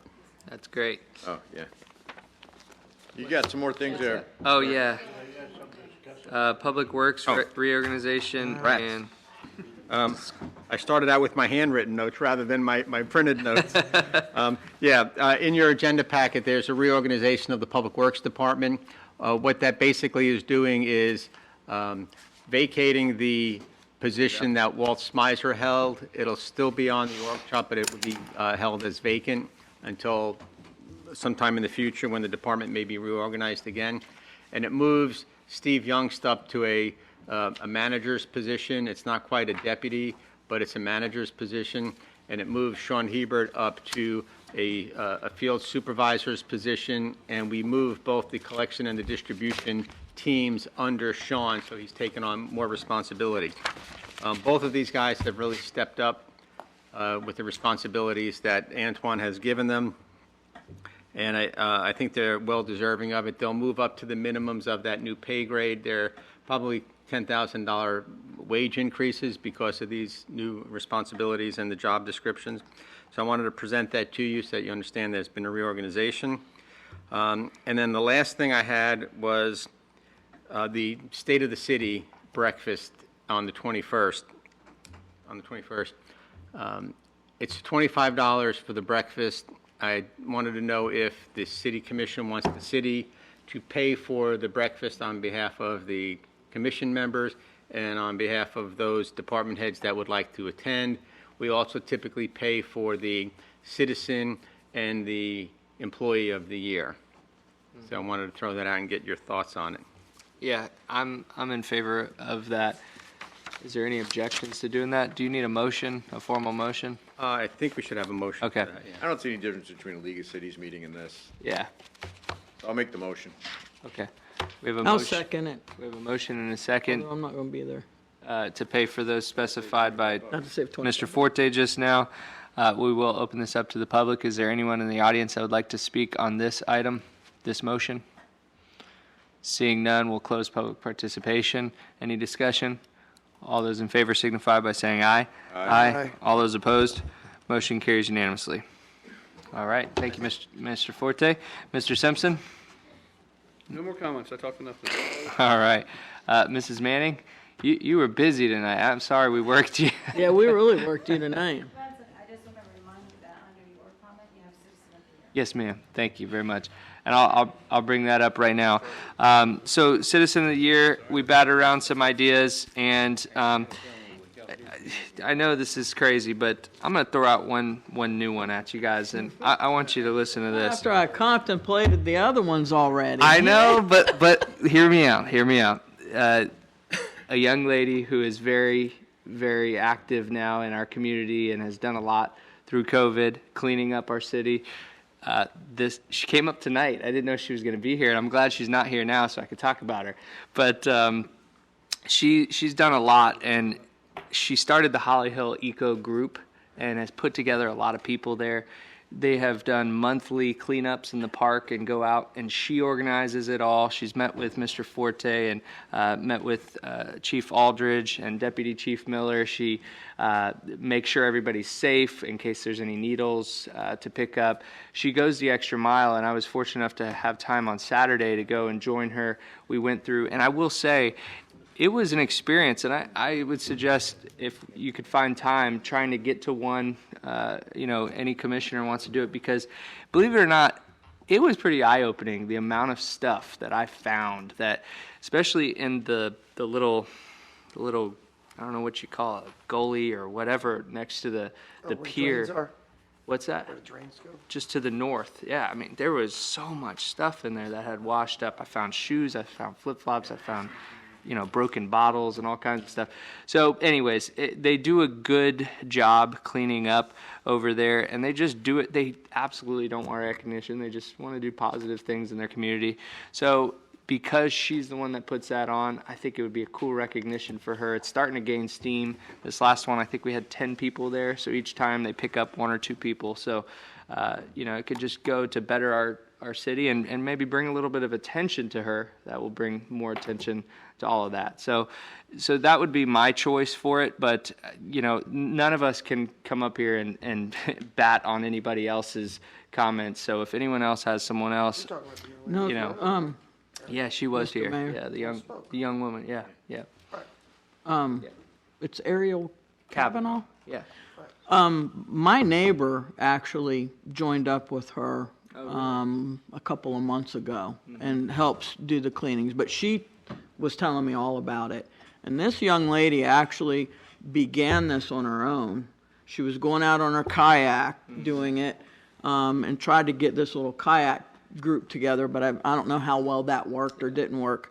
But she has really put a lot of effort into this program and sacrificed a lot of her own time. I do not have a problem in the world with nominating her. As a matter of fact, I'll throw down a motion, but see how everybody else feels. If no one else is biting at the bit. Well, John? I'm a numbers guy. You know that. That's why I got to talk about finances in Thank you for in my being pre-recorded able to remind message that you'll see on the 21st. But I applaud the young lady, but I still have to support Mr. Terry Wood from Marina Grande. If you look at the hundreds of cubic yards of debris that he and his group of volunteers has removed from one of our city parks, not to discount the efforts, but a couple garbage bags compared to dozens of dumpster toters that went to the landfill. I feel strongly about Mr. Wood. All right. I'm going to suggest something that was done a long Nope, time we're ago. not doing 2. I'm going to suggest something that was done a long time ago, and we do Citizens of the Year. That's the first loser. What? They're both the same. How can you choose one or the other? Let's just give everyone participation ribbons. Everyone gets one. No, you can't do that. You gotta practice, you gotta play hard if you wanna play to get, all right. Any questions or recommendations over here or leanings either way? No? So how this usually works is whoever gets the motion on the floor first. I'm going to throw down a motion, Mayor. Sorry. It's okay, I don't have to second it. No, you don't have anyone to, else. but I'm sure that But these you're gonna kind vote hearts yes. up here one of them will second my motion this time. Or will she have? Or I will seconds feel again? like I'm living Tune in next week. several years ago. I will say the likelihood of getting sued on this one is real low. You heard it. We're good to Heard go. it from the man. I would like to make a motion that we nominate or choose Ariel Kavanaugh as our Citizen of the Year. We have a motion. Is there a second? Chirp, chirp, chirp, Church. chirp. I'm feeling the past coming back to me. Oh man, it's very traumatic there. I'm coming back here. Is there any second? Right. I don't. There is no Either right of or them wrong. are We right. can't be sued. Both of them are right. Come on, I mean, Danny. I'll second that. Thank you. 5-0. 5-0 either way. All right, we have a motion and a second. Is there any? I already tried that. Oh. John knocked me down. Yeah, knocked it down. Is there any discussion needed? I still strongly believe Mr. Terry Wood deserves the recognition. There's another award next year that someone could win. Mr. Terry Wood's old, lives in a condo, so Really? might not be here next year. Yes, he will be. I changed my advice. Now we could get sued. Oh no! Oh my goodness! What has happened here? I gotta bang this gavel. We need to bring back to order here, everybody. All What's right. your risk management skills you always have? All right. Thank you, Vice Mayor. We'll take that into consideration. Any other further discussion? All right. I have none. All those in favor signify by saying aye. Aye. All those opposed? Aye. Wow. Wow. All right. So motion carries 4-1 to make Ariel Kavanaugh the Citizen of the Year. Yes, ma'am. Could we just get her name? Oh, spelling of Kavanaugh? Okay. Yes. Yes. First name too. Okay. All right. Yeah. You never know nowadays. Yeah. I would give it to you, but I may be wrong. So. Okay. Yeah, I kind of think I know what it is, but I'm not positive. All right. Making them? Yeah. All right. With that, I just had, let's see. I wanted to make one quick comment that we have an amazing staff that works so hard for us, and I say that often. I did want to recognize someone that I came a lot after hours during December for setting up the tree and doing other things, and I kept noticing that Mr. Walker's light was always on late into the evening, and his car was still here. And you know, I don't want to single anybody out, but I really appreciate all the hard work you're doing. I know that there's a lot going on right now that you have to take care of, and I just want to make sure that you know that it's appreciated and it doesn't go unnoticed. So thank you for all your hard work. I Mr. know we're Walker. paying electric bill, so get out. No, stay in. Start Stay turning the in. light out That and electric using the bill light is on not your much. phone. Light a candle. Right. No. I'll second that one too, because he's called me back late at night when I left him a message to call. Yeah, he does. Why are you calling so late? I'm still. Yep, that's true. All right, with that, I have nothing further. Vice Mayor, we'll go to you. With respect to our visitor, Mr. Jim Cameron, as a lifelong diehard Gator, I have to say, roll Tide, sir. That's a big compliment. And we got an email today from the chief about Publix and vaccines. Yeah. I don't believe it's correct. I just went to the Publix website as of 2 hours ago. There's no vaccination sites in Volusia County. Yeah, Not let me yet. let me just follow up. I was emailing with Jim Judge, the county's emergency manager, and he provided me the Publix update, and the Holly Hill Publix is not on the list. There's not even one in Volusia County, sir. However, we're being told from the Publix manager that the governor is going to make an announcement tomorrow, opening it up. So before we start promoting this, That's my fear. Let's don't promote it and have. well, I already spoke to the chief and said, I don't want to send anything out unless I get confirmation from emergency management or the governor's office. I didn't want to send that email out, but it did go out. But until I get confirmation from emergency management or the governor makes an announcement, we're not repeating that. Okay. Yeah, John. I'm just trying to stop Any more than we just did. snowball right here. Yeah. Right. So hopefully there'll be an announcement tomorrow, which would be wonderful, but we'll see. Yeah. All right. Anything further? That's it. All right. Commissioner Curry? I have enough, I think I talked enough tonight. All right. I appreciate everybody and the democracy that we have up here. Well said. I got to say, it's nice not being the one vote against the four sometimes. So. Hey, I was there before, you'll be there again. Yeah, I'm just I went down kidding. in flames. That's true tonight, too. Commissioner Danio? Aren't you glad we started at 6? Oh, man. That's all I have to say. Yes, sir. One is, I think, I'm a member of the Daytona Beach Area Chamber of Commerce, have been for a while, and I think this might be probably the last time we'll see him at a meeting in his official capacity. Are you retiring, Jim? Really? Really? Couple more months. I'll be on board for a couple more months, April the 30th this month. Wow. We're going to miss you. He's not leaving town, he's just changing. Okay.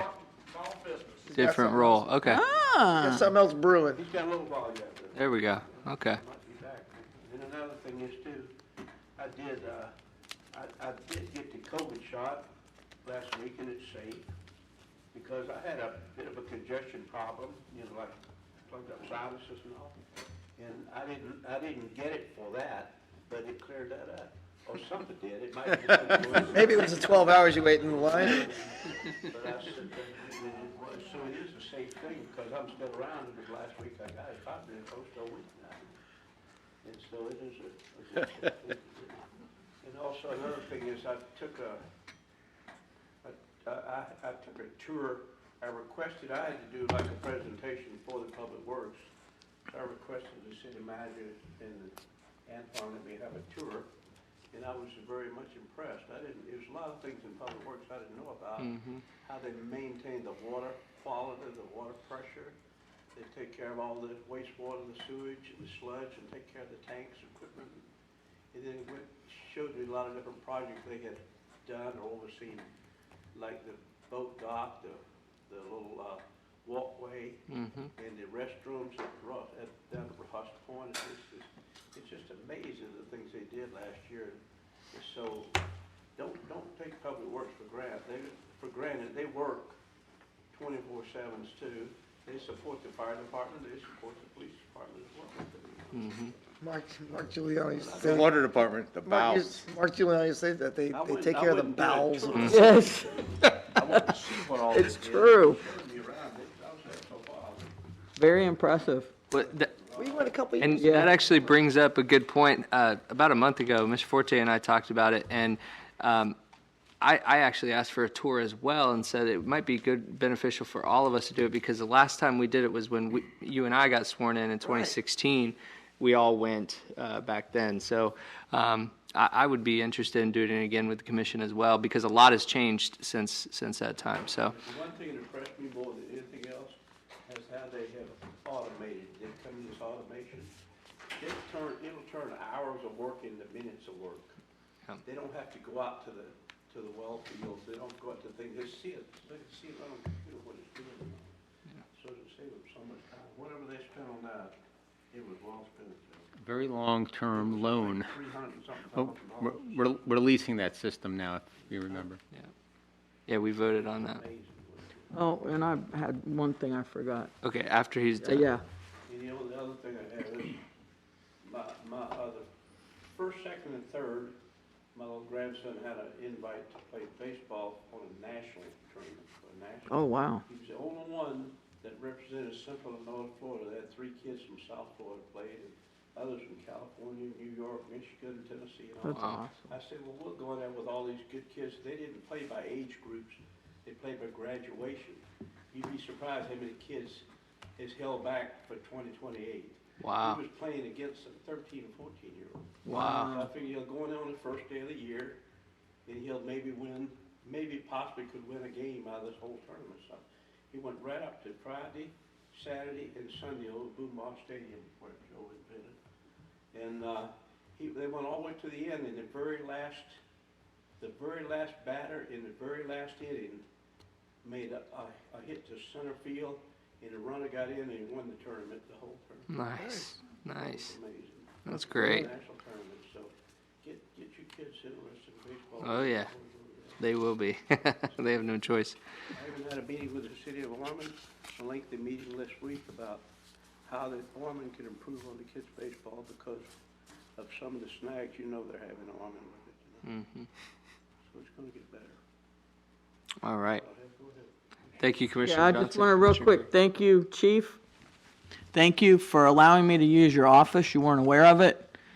But I made reference to stealing a pen because mine ran out of ink. So they thought that was kind of creative, stealing a pen in a police department, but I put it back. So I In didn't case there's steal any anything. cameras. But thank you. All right. Is there any further business? No. All right, seeing none, we will be adjourned. Seeing none, we will be adjourned. Seeing none, we will be adjourned. Seeing none, we will be adjourned. Seeing none, we will be adjourned. Seeing none, we will be adjourned. Seeing none, we will be adjourned. Seeing none, we will be adjourned. Seeing none, we will be adjourned. Seeing none, we will be adjourned. Seeing none, we will be adjourned. Seeing none, we will be adjourned. Seeing none, we will